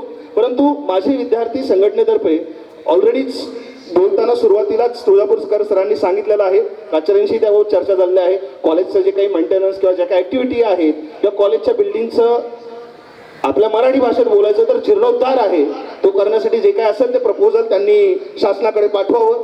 त्याची काळजी एक पोच माझी विद्यार्थी संघटनेकडे द्यावी. मंत्रालयातील पाठपुरावा करण्यासाठी आम्ही जातीने तुळजापूरकर सर आणि बाकी इतर सर्वच आम्ही प्रयत्न करू, हे पुन्हा मी एकदा सांगतो. आणि या माझी विद्यार्थी संघटनेतून आपल्या कॉलेजमध्ये बरेचसे उपक्रम सुरू झाले आहेत. काही वॉटर कूलर्स तुम्ही बघताय, काही आपल्या संबंधित जे काही इतर माझे विद्यार्थी आहेत किंवा ज्या काही ऑर्गनायझेशन्स आहेत त्यांच्या CSR फंडातून डिजिटल क्लासरूम्स वगैरे अशा ज्या ज्या गोष्टी करता येतात त्याला आपण सुरुवात केलेली आहे. कारण हे आपलं कॉलेज आहे आणि हे कॉलेज फक्त शासनाच्या भरोश्यावरती सोडून चालणार नाही. त्याला बदलण्यासाठी ही तुमची आणि माझी देखील जबाबदारी आहे. त्यासाठी ही अल्युमिनी असोसिएशन प्रामाणिकपणे प्रयत्न करेल. पण जेव्हा आम्ही प्रामाणिकपणे प्रयत्न करणार आहोत तेव्हाच तुमची सुद्धा तेवढीच साथ असणं गरजेचं आहे. ज्याही आपल्या कॉलेजमधल्या वस्तू आहेत, ज्याही आपल्या कॉलेजमधल्या अवेलेबल गोष्टी आहेत त्या जतन करणे किंवा त्या व्यवस्थित वापरणे गरजेचं आहे. बऱ्याच जणांना शौक असतो की मी हे तोडून टाकतो, ते तोडून टाकतो, काही करतो. ह्या सगळ्या गोष्टी आहेत ना मित्रांनो, टाळल्या पाहिजेत. कारण मी आज साधारण मला वाटतं 20 वर्षानंतर या कॉलेजमध्ये आलोय आणि मला जाणवतंय की त्यावेळेस आम्हीही अशा काही चुका केल्या होत्या. त्या चुका तुम्ही करू नका ही आमची रिक्वेस्ट आहे. तो फ्लो असतो, जोश असतो, परंतु ही आपल्या दोघांची जबाबदारी आहे. आणि नक्कीच आपण येणाऱ्या काळात माझी विद्यार्थी संघटनेतर्फे तुम्हाला वेगवेगळे जे मार्गदर्शन असेल त्या उपलब्ध करून देणे किंवा ह्या ज्या इतर ॲक्टिव्हिटी आहेत, ज्या CSR मधल्या ॲक्टिव्हिटी असतील त्यासाठी प्रयत्न केले जातील. आणि सगळ्यात महत्त्वाचं म्हणजे विद्यार्थ्यांना जॉब्स, प्लेसमेंट्स आणि जर नवीन कोणी स्टार्टअप्स किंवा काही गोष्टी करू इच्छित असतील तर त्यासाठी मार्गदर्शन हे प्रमुख हेतू घेऊन माझी विद्यार्थी संघटना कार्यरत आहे. त्यामुळे तुम्ही जेव्हा कॉलेजमधून पासआउट व्हाल याची फी खूप नॉमिनल ठेवली गेलेली आहे. ऑलरेडी रोहनने सांगितलेलं आहे बऱ्याचशा गोष्टी. पण मित्रांनो, मला माहीत आहे की बऱ्याच जणांना पैशाची अडचण असते, परंतु आमच्यापेक्षा आत्ताचा जमाना बदललेला आहे. आणि आज आमच्या खिशात जेवढे पैसे, आत्ता जी कॅश माझ्याकडे असेल तेवढी कॅश तुमच्याकडे आहे हे मला माहीत आहे. अशी परिस्थिती आहे आज. ठीक आहे, मी कार्ड वापरतो ती गोष्ट वेगळी आहे, परंतु कॅश बोलतो मी. तर मित्रांनो, सांगायचं एवढंच आहे की आपल्याला वाटतं की माझ्याकडे हे पैसे नाही आहेत, मी माझी विद्यार्थी संघटनेशी का भरावी, का नाही. खरंच अडचण असेल तर तुम्ही सांगा, आम्ही ती भरू. परंतु तुम्ही त्या असोसिएशनशी जोडली गेल्यानंतर ही जर आपली असोसिएशन स्ट्रॉंग झाली तर हे जे रेफरल वर्किंग आहे आणि एकमेकाला सहकार्य जे होणार आहे हे खूप मोठं असतं. हे नेटवर्क आणखीन आपल्याकडे उभा नाही. मी ज्या इंजिनिअरिंग कॉलेजमधून, गव्हर्नमेंट इंजिनिअरिंग कॉलेज औरंगाबादमधून पासआउट आहे, तिथलंही असोसिएशन आहे, तिथे मी सेक्रेटरी म्हणून कार्यरत आहे. तिथे कमीत कमी 25 ते 30 हजार विद्यार्थी टचमध्ये असतात. एका कार्यक्रमाला साधारण 7 ते 8 हजार विद्यार्थी तिथे येतात. सेम याच अशीच बिल्डिंग आहे. मला वाटतं आपली ही बिल्डिंग 60-61च बांधकाम आहे. आपली पहिलं कॉलेज नॉर्थ कोर्टमध्ये सुरू झालं होतं, नंतर ती बिल्डिंग इकडे शिफ्ट झाली. 61 पासून 60-61 पासून एवढी जुनी आपल्या कॉलेजची इमारत आहे. त्यामुळे त्या 60-61 पासूनचे अल्युमिनी आजपर्यंत इथे आहेत. आपण त्या सगळ्यांना आणण्याचा प्रयत्न करणार आहोत आणि तुम्ही सर्वांनीही त्यासाठी सहकार्य करावं. जे कोणी आपल्या संपर्कातले असतील त्यांना माहिती द्यावी. आज वेळेचा अभाव आहे, आपण नंतर बाकीच्या गोष्टी डिटेलमध्ये बोलू. मला इथे बोलवलं, मला बोलण्याची संधी दिली. या सर्वच शिक्षक वर्गाचे मी मनस्वी आभार मानतो. माझे विद्यार्थी संघटनेतर्फे मी त्यांचे खूप खूप आभार मानतो. आणि आपण सर्वांनी शांतपणे ऐकून घेतलं त्याबद्दल मी आपल्या सर्वांचाही खूप खूप आभारी आहे. कोणाला जर काही विचारायचं असेल, शेवटचा एखादा प्रश्न, तर नक्की विचारू शकतात. कोणाला काही विचारायचं आहे का? हात वर करा आणि विचारा पटकन. Enjoy your gathering. Have a good day. Thank you. Thank you very much Manoj Gaikwad sir. हा अल्युमिनी असोसिएशन जे आहेत ते आत्ता मागच्या 3-4 वर्षापासून थोडं ॲक्टिव्हली काम चालू आहे. इथून पुढे पण चालू राहणार आहे. अजून जास्ती ताकदीने ते आपल्याला पाठिंबा देणारच आहे. आजच्या कार्यक्रमाचा अध्यक्ष आपला प्राचार्य डॉक्टर अशोक उपाध्याय यांना विनंती करतो की आपला हा अल्युमिनी मीटचं कार्यक्रमाच्या निमित्ताने आपल्याला सर्वांना मार्गदर्शन करावं. धन्यवाद Polampalli sir. President, Vice President of Alumni Association of this institute and other alumni on the dais in front of me, students, faculty, staff. उड़ता जी ने जो कुछ यहाँ पर बोला और गायकवाड़ जी ने जो कुछ यहाँ पर बोला, आज के 20-25 साल पहले वो लोग भी यहाँ पर इसी तरह से बैठे हुए थे जैसे आप बैठे हुए हैं आज. अपने आप को अंडर एस्टिमेट मत करिए. आज वो कहाँ पर हैं आपने सुना उनको. और मुझे एक ही चीज़ बोलना है कंक्लूडिंग. इन दोनों आदमियों ने जो कुछ भी कहा, burning desire, there is no other thing you require. You need only burning desire. And what is burning desire?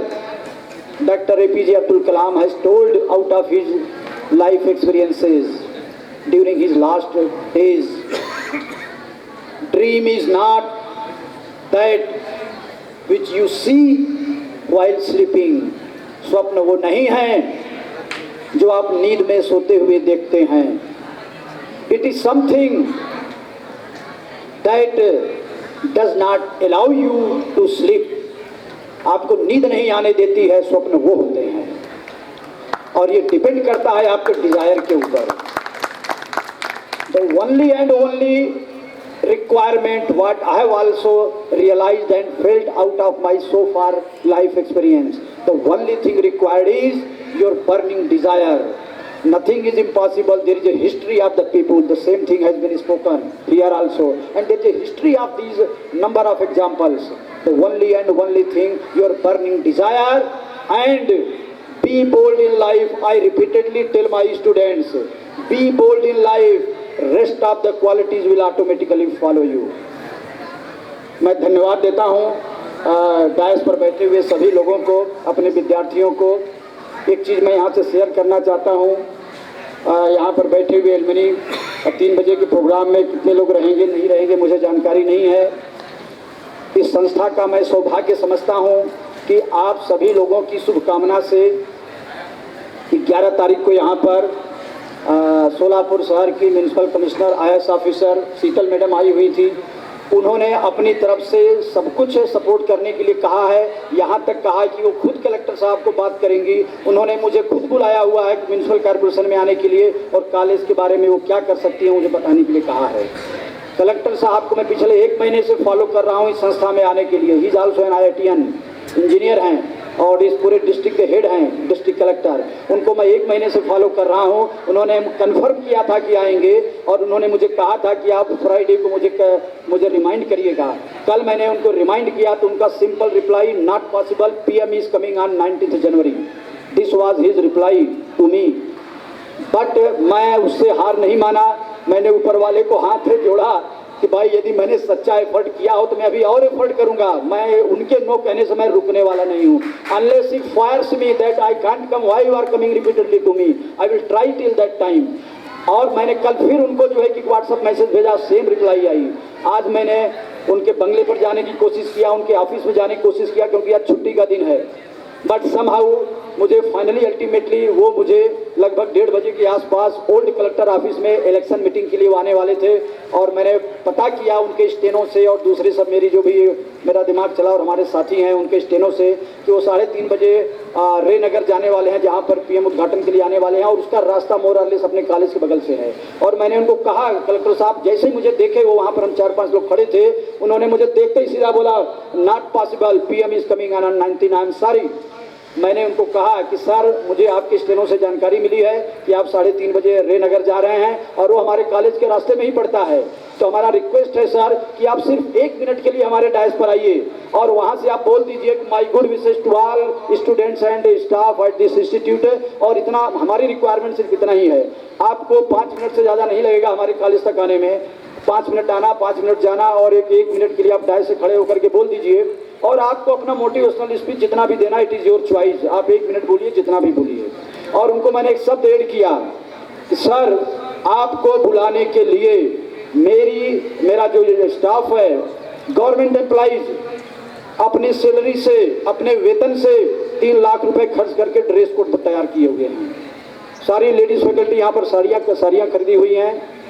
विद्यार्थी हमारे कितने ट्रेडिशनल ड्रेस के लिए काम किए हुए हैं। तो मैंने उनको बोला, विद्यार्थियों को मैंने नाम नहीं लिया, मैंने टीचर्स के बारे में स्पेशली बोला, because they are government employ. Normally people underestimate government employees. मैंने कहा सर कि 3 लाख रुपए खर्च हुए हैं ड्रेस कोड पर, in a style we want to welcome you in a corporate style. और हमारी इच्छा है कि आप आइए सर 1 मिनट के लिए। I am happy to share among all students and dignitaries on the dais. He accepted my request. उन्होंने कहा यस आई एम कमिंग। उनको यहाँ तक मैं इसलिए बुला रहा हूँ कि सर डिस्ट्रिक्ट प्लानिंग कमेटी के पास करोड़ों रुपए पड़े हुए हैं, और हमारे विद्यार्थी हॉस्टल में उनको न सोने के लिए काट है, न पढ़ने के लिए टेबल और चेयर है। ऐसी बहुत सारी परेशानियां हैं। 70 साल पुरानी यह संस्था है, स्वाभाविक है बहुत सारी मेंटेनेंस प्रॉब्लम है। We will take care of academic, but there are certain monetary requirement to upgrade the infrastructure. So ऐसा मैंने somehow उनको कन्विंस किया, and he is coming today, and I am sure the style in which commissioner has given us offers, he will also give the same offer, and later on we will follow। लेकिन मैं धन्यवाद देता हूँ गायकवाड़ जी को, जो उन्होंने कहा। ये सब मेरी कोशिश अपनी जगह है, लेकिन अंत में सरकारी यंत्रणा के भरोसे हम नहीं बैठेंगे सर। ईश्वर की कृपा से बहुत कुछ इस संस्था ने आप लोगों को दिया हुआ है और उस ऊंचाई पर आप लोग पहुंचे हुए हो। हम सभी लोग इन 70 सालों में बहुत विद्यार्थी यहाँ से निकले हुए हैं और हाई हाई पोजीशन पर बैठे हुए हैं। इस संस्था का एल्यूमिनी आज एग्जीक्यूटिव इंजीनियर है पीडब्ल्यूडी का। सारे पीडब्ल्यूडी डिस्ट्रिक्ट के पूरे काम उनके थ्रू हो रहे हैं, गावड़े साहब के थ्रू। तो हमारी भी, जैसा आपने कहा, हमको भी थोड़ा आगे आने की जरूरत है। We faculty members, staff and we all students, let us become energised and follow with the drive to make this institute make declaration. मैं आप लोगों को बता रहा हूँ सारे एल्यूमिनीज को, मैंने कमिश्नर की प्रेजेंस में एक ओथ लिया हुआ है, सारे विद्यार्थी, सारे एम्प्लॉइज, और एक कलेक्टर साहब की प्रेजेंस में भी लेने वाला हूँ अगर मुझे टाइम परमिट करेंगे तो। I give him this offer and my oath will be in coming 5 years this institute has to become the best polytechnic of India, and I'm sure we have competence. Highest merit Solapur district का हमारी संस्था में आ रहा है। Where we are inferior, हमारी संस्था का विद्यार्थी 19 साल का विद्यार्थी 9 लाख रुपीस के ऑफर पर इंटरनेशनल कंपनी में प्लेसमेंट हुआ है। ये बात जरूर है कि जब कोई आदमी कॉलेज में पहली बार आता है तो स्वाभाविक है आपको बैठाने की जगह तो होना, पानी पिलाने के लिए गिलास ऑफर करने को होना। I doesn't mean it is only glass, we don't have glass in the college, but there is a style, there is a decorum. अभी तक की जो स्थिति थी कॉलेज के प्रिंसिपल रूम की, अगर बारिश होता है तो डायरेक्ट रेनफॉल होता था प्रिंसिपल रूम के रूम में। मुझे यहाँ से वहाँ, वहाँ से वहाँ, वहाँ से यहाँ मूव होना पड़ता था प्रिंसिपल केबिन में, क्योंकि पानी डायरेक्ट गिरता था। So this is something not expected, but still ये कोई बहुत बड़ी समस्या नहीं है। It can be taken over, care can be taken of this kind of problems. Already 11 crore face lifting proposal हमारा मंत्रालय में पहुंच चुका है। I am very happy to say that superintendent engineer mister Mali he himself visited this institute, और उन्होंने अपने level पर ऑलरेडी प्रिंसिपल रूम का रिनोवेशन चालू है। प्रिंसिपल रूम के सामने हमारा एक मीटिंग रूम आज तक हमारे पास नहीं था, उसका रिनोवेशन चालू है, जिसको हम डिक्लेयर करने वाले हैं एल्यूमिनी रूम आल्सो, जो कि हम लोगों ने बात किया था गावड़े साहब, ये गायकवाड़ साहब है कि हमारे पास एल्यूमिनी के लिए यहाँ पर स्पेस नहीं है। So we are going to create here good alumni space, and मैंने ऑलरेडी गेस्ट हाउस डेवलप कर लिया हुआ है। मैंने बहुत पहले बताया था, I think some 79 batch civil engineering students were here in the institute some 3-4 months before. मैंने उनको उसी समय एश्योर किया था कि हम यहाँ पर एक गेस्ट हाउस डेवलप करेंगे, क्योंकि संस्था में आकर के रहने का मजा ही कुछ अलग है। जहाँ आप विद्यार्थी रहे कभी 20-25 साल पहले, और आप इतनी ऊंचाइयों पर पहुँचने के बाद आप 5 स्टार होटलों में रहते होंगे, लेकिन फिर भी संस्था में एक दिन रहने का जो मजा है है, मैं भी जानता हूं, क्योंकि मैं भी कहीं का विद्यार्थी हूं आज। So anyway, with this few words I would like to take my seat because collector programme very close and we have to make all preparations here. So thanks to you all, thanks once again. I extend my thanks to all dignitaries on the dais, especially alumni, to be here and find out their valuable time. Gaikwad Sahab has traveled from Pune to join this program. Thanks once again all of you. Jai Hind, Jai Maharashtra. Thank you sir. आजच्या कार्यक्रमाचा शेवटचा कार्यक्रम मनोगत आहे. हा कार्यक्रम एकदम 1-2 दिवसापूर्वी आपण प्लॅन केलं होतं. आपण बरेच अल्युमिनीकडे पोहोचू शकलो नाही आहे, तरी एक छोटासा कार्यक्रम आपण इथं आयोजन केलेला आहे. त्या निमित्ताने on behalf of government polytechnic Solapur I am very much thankful to alumni association members, and I am also thankful to principal that he arrived on this stage and guided us. So with this note I will end today's alumni program. ह्याच्यानंतर सगळ्यांचा अपेक्षित variety entertainment programme लगेच सुरू होणार आहेत. सर्वांनी इथंच उपस्थित राहायचं आहे. 1-2-3 मिनिटात हा कार्यक्रम सुरू होईल. So thank you very much. आहे आदर्श आलाट ME6 आहे. प्लीज स्टेज वरती यायचं, त्यांचे टाइम नाही आपल्याकडे. त्याच्यासाठी फिशपॉन्ड असा आहे की अंगात नाही रक्त आणि मने में हनुमान भक्त. यानंतरचा फिशपॉन्ड आहे अभिषेक राठोड, सिव्हिल 3rd इयर. अभिषेक राठोड, सिव्हिल 3rd इयर. पटकन स्टेज वरती यायचंय. त्याच्यासाठी फिशपॉन्ड असा आहे, रिश्तों से बड़ी चाहत क्या होगी, रिश्तों से बड़ी चाहत क्या होगी, दोस्ती से बड़ी इबादत क्या होगी, जिसे दोस्त मिल जाए तुम जैसे, उसे जिंदगी से फिर शिकायत क्या होगी. आता फिशपॉन्ड आहे IT 4 गर्ल्स साठी. पूजा, साक्षी, अंतरिक्षा, प्रतीक्षा व मयुरी व साक्षी गारकर यांच्यासाठी.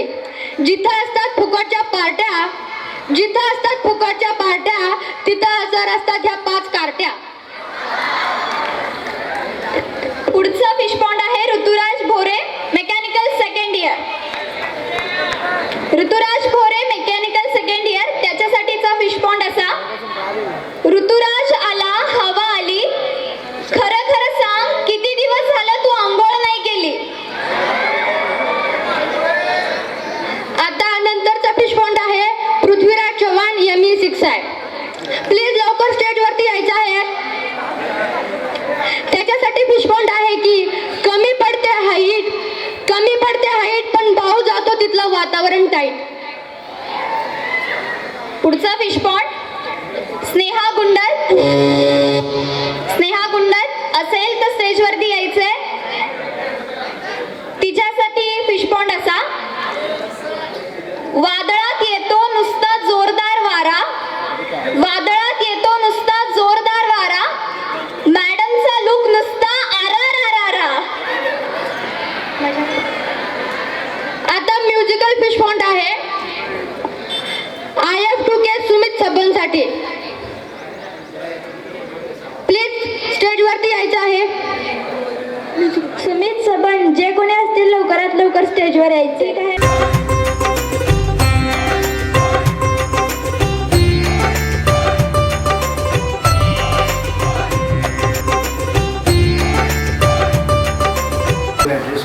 मेरा पहले कर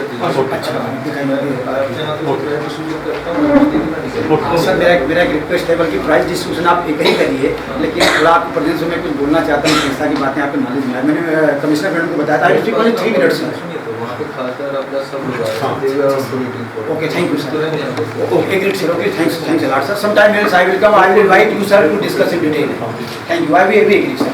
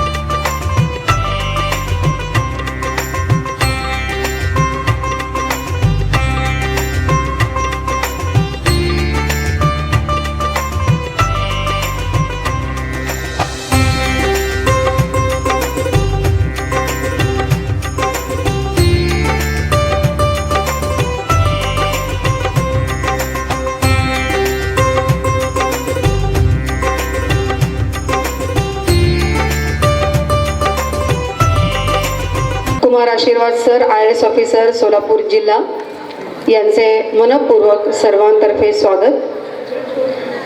व्यासपीठावरील उपस्थित संस्थेचे प्राचार्य डॉक्टर अशोक उपाध्याय सर, इतर सर्व आदरणीय मान्यवर, संस्थेतील विविध विभागांचे विभाग प्रमुख, सर्व अधिकारी, सर्व कर्मचारी आणि आमचे लाडके विद्यार्थी यांचे सर्वांचे सहर्ष स्वागत. मी मान्यवरांना विनंती करते की त्यांनी सरस्वती पूजन करावे.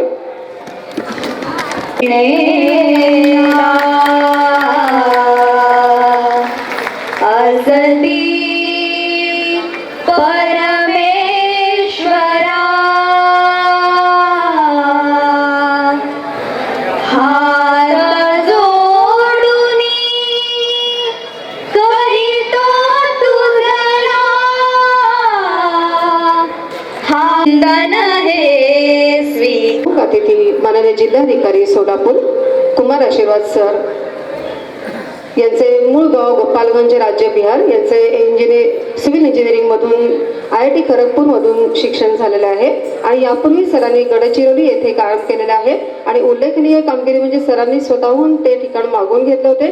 सध्या सर सोलापूर जिल्ह्यामध्ये कार्यरत आहेत.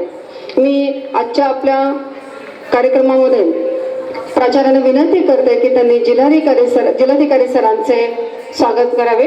आशीर्वाद सर यांचे doctor Ashok Upadhyay principal government polytechnic Solapur यांच्या हस्ते स्वागत आणि सत्कार.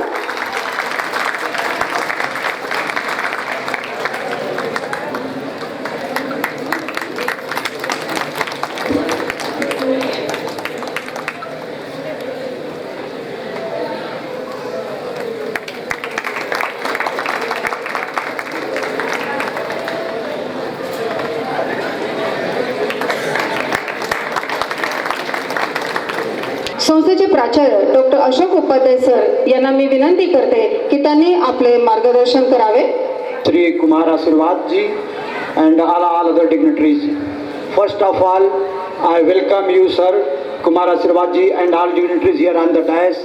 My special personal thanks, Dr. Upadhyay, personal thanks to you, Collector sir. In spite of your busy schedule, people are waiting you. In spite of that, you have given your time and you have come here. I only want to say that in your presence, we all students and employees and my stakeholders here also want to take a oath for our commitment to develop this institute to a level to become the best polytechnic of India within 5 years. Madam, please continue this program for taking oath.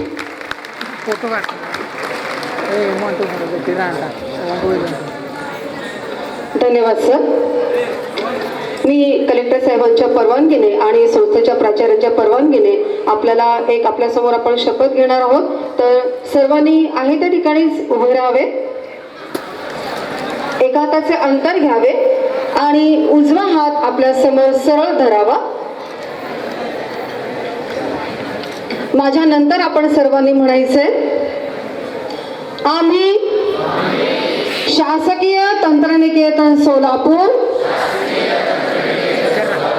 या संस्थेशी संबंधित सर्वजण आज अशी शपथ घेतो की पुढील 5 वर्षात आमच्याकडून सर्वतोपरी प्रयत्न करून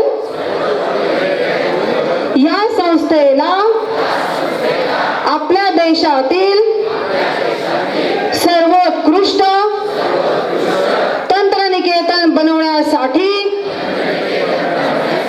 कटिबद्ध आहोत. थँक्यू.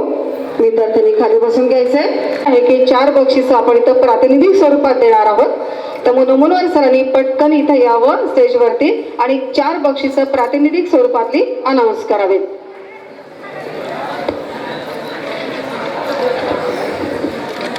आपल्या संस्थेमध्ये आपण अमृत कला उत्सवाच्या निमित्ताने इंटर क्लास स्पोर्ट्स आणि त्या क्लास स्पोर्ट्स घेतलेले आहेत. त्यामध्ये विनर आणि रनरला आपण बरेचपैकी बक्षिसे दिलेली आहेत. तर आज आपण इथे इंडिव्हिज्युअल बॉईज गेम्स, बॅडमिंटन,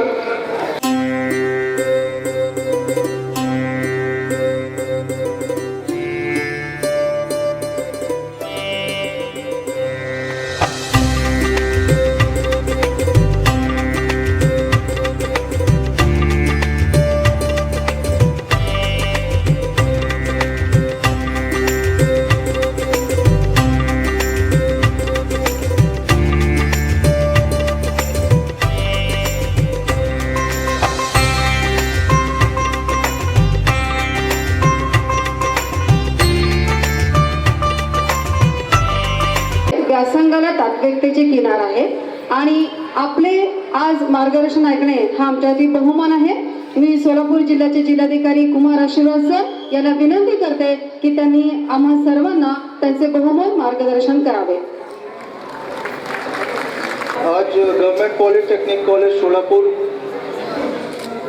त्यांचे अमृत कला उत्सव समारोह कार्यक्रमाच्या निमित्ताने व्यासपीठावरील विराजमान माननीय प्राचार्य उपाध्याय साहेब, तसेच उपाध्यक्ष जिमखाना डॉक्टर प्रशांत किल्लेदार, तसेच प्रोफेसर घोडके साहेब,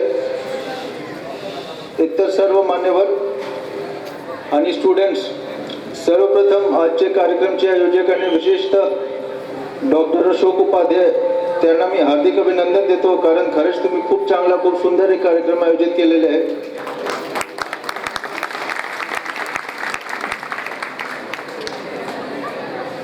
आपल्याशी संवाद साधण्याची मला एक संधी मिळाली आहे. तुम्ही खूप थोडक्यात, जास्त वेळ न घेता, मला जे वाटते की आपल्या आयुष्यासाठी जे 3-4 महत्त्वपूर्ण मुद्दे आहेत, 3-4 जे महत्त्वपूर्ण गोष्टी आहेत ते मी आपल्यासमोर सांगून इच्छितो. नंबर 1 असं आहे की आता आपला जे वय आहे, आपला जो एज आहे, तुमचं जो वय आहे, आता तुमच्याकडे खूप वेळ आहे असं आपल्याला वाटत असेल की आता माझा वय जास्त नहीं है, मैं तो फक्त 19-20 वर्ष है, तो मेरे पास बहुत टाइम है, मैं आराम से सब कुछ अपने ज़िंदगी में करूँगा. मी तुम्हाला आयुष्य एकदम कट, ज्याला मी म्हणतो ना हार्ड ट्रूथ, एक कटू सत्य सांगतो.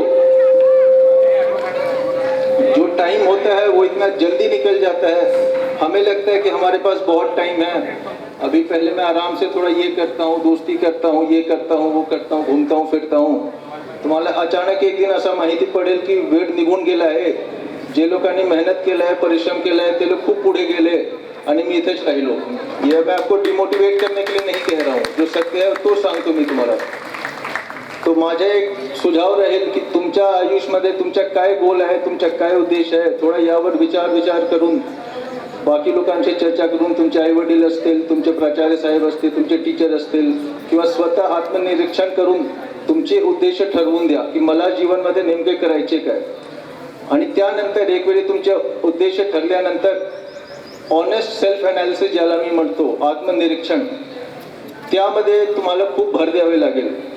उदाहरणासाठी मी सांगतो, मी फक्त एक ऑनेस्ट सेल्फ ॲनालिसिस जे मी म्हणत आहोत त्याचे काय अर्थ आहे ते मी माझे जीवनमधून एक तुम्हाला उदाहरण देतो. मी UPSC 4 वेळी दिलो, 4थ्या अटेम्प्टमध्ये मी यशस्वी झालो, 3 वेळी मला अपयश भेटला.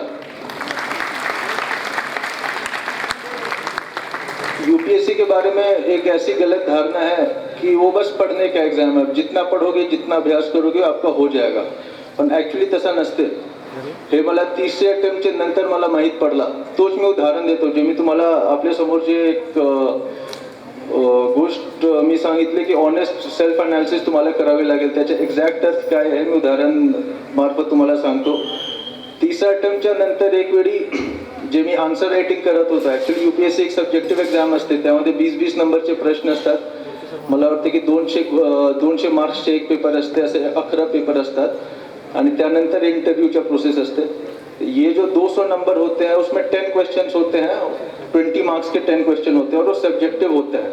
तो बेसिकली आपको लिखना होता है, you have to write that answer. Hindi English दोघं चालेल ना इकडे? अरे हो किंवा नहीं? चलो गुड. तो उसमें आपको 10 क्वेश्चंस होते हैं 20 मार्क्स के. अब मैं 3 अटेम्प्ट पूरा दिया, बहुत कुछ पढ़ लिख के दिया, फिर भी क्लियर नहीं हो रहा था. एक दिन जो हम लोग मॉक टेस्ट देते हैं, मॉक टेस्ट मला वाटते की सगळ्यांना माहिती असेल काय आहे. तो जो मॉक टेस्ट देते हैं उसमें मेरा एक बहुत करीबी मित्र IIT खड़गपुर का, कॉलेज का, वो भी तैयारी कर रहा था. उसने मेरा क्वेश्चन पेपर देखा, जो आंसर शीट मेरा देखा, और उसने बोला की सबसे बड़ा बात पता है तुम्हारा क्यों नहीं हो रहा है. मला वाटलं की तुम्हाला कसं माहित कि मेरा क्यों नहीं हो रहा है भाई, ये तो मैं खुद ही नहीं समझ पाया 3 साल में, तुमको कैसे समझ में आ गया एक आंसर शीट देख के. तो उसने कहा कि आपकी जो हैंड राइटिंग है ना, वो मैं पढ़ ही नहीं पा रहा हूँ उसको. आप समझ रहे हैं, ये इतनी छोटी बात है. कहने का मतलब फिर then I started analysing my own answer sheet.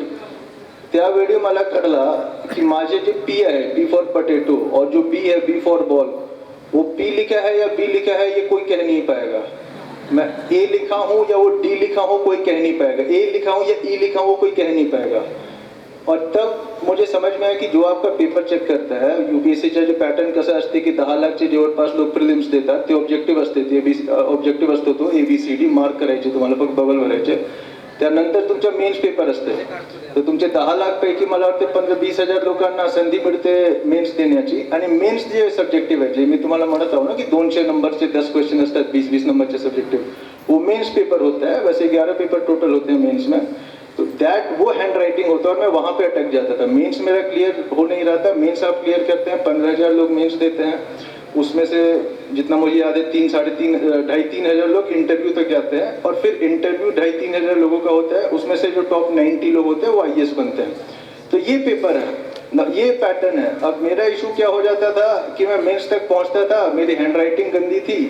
अब जो एग्जामिनर है, हार्डली आई थिंक 100-150 एग्जामिनर होते हैं जो आपका मेंस का पेपर चेक करते हैं, और मेंस दे रहे हैं 15,000 लोग. तो हर एक आदमी को 100 पेपर के आसपास चेक करना है, 100 पेपर उसको चेक करना है. उसके बाद 100 लोगों का पेपर चेक करना है. एक आदमी 11 पेपर लिख रहा है, तो करीबन उसको 1000-1100 पेपर चेक करना है. उसके पास टाइम नहीं है कि वो आपका देखिए कि आपने P लिखा है या B लिखा है, A लिखा है या E लिखा है. उसको अगर नहीं समझ में आ रहा है तो सीधे वो कट करके आगे चला जाएगा.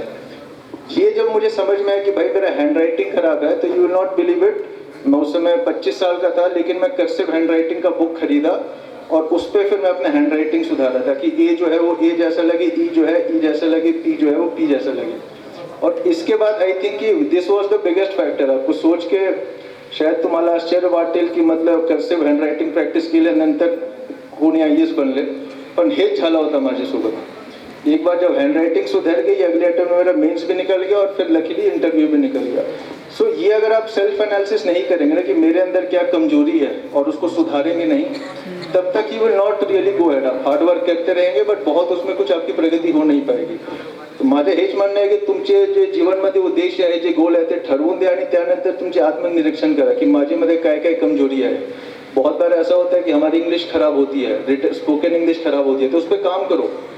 आप इंग्लिश मूवी देखो, आप एक दूसरे से इंग्लिश में, आपके जो दोस्त हैं उनके साथ इंग्लिश में बात करना शुरू करो.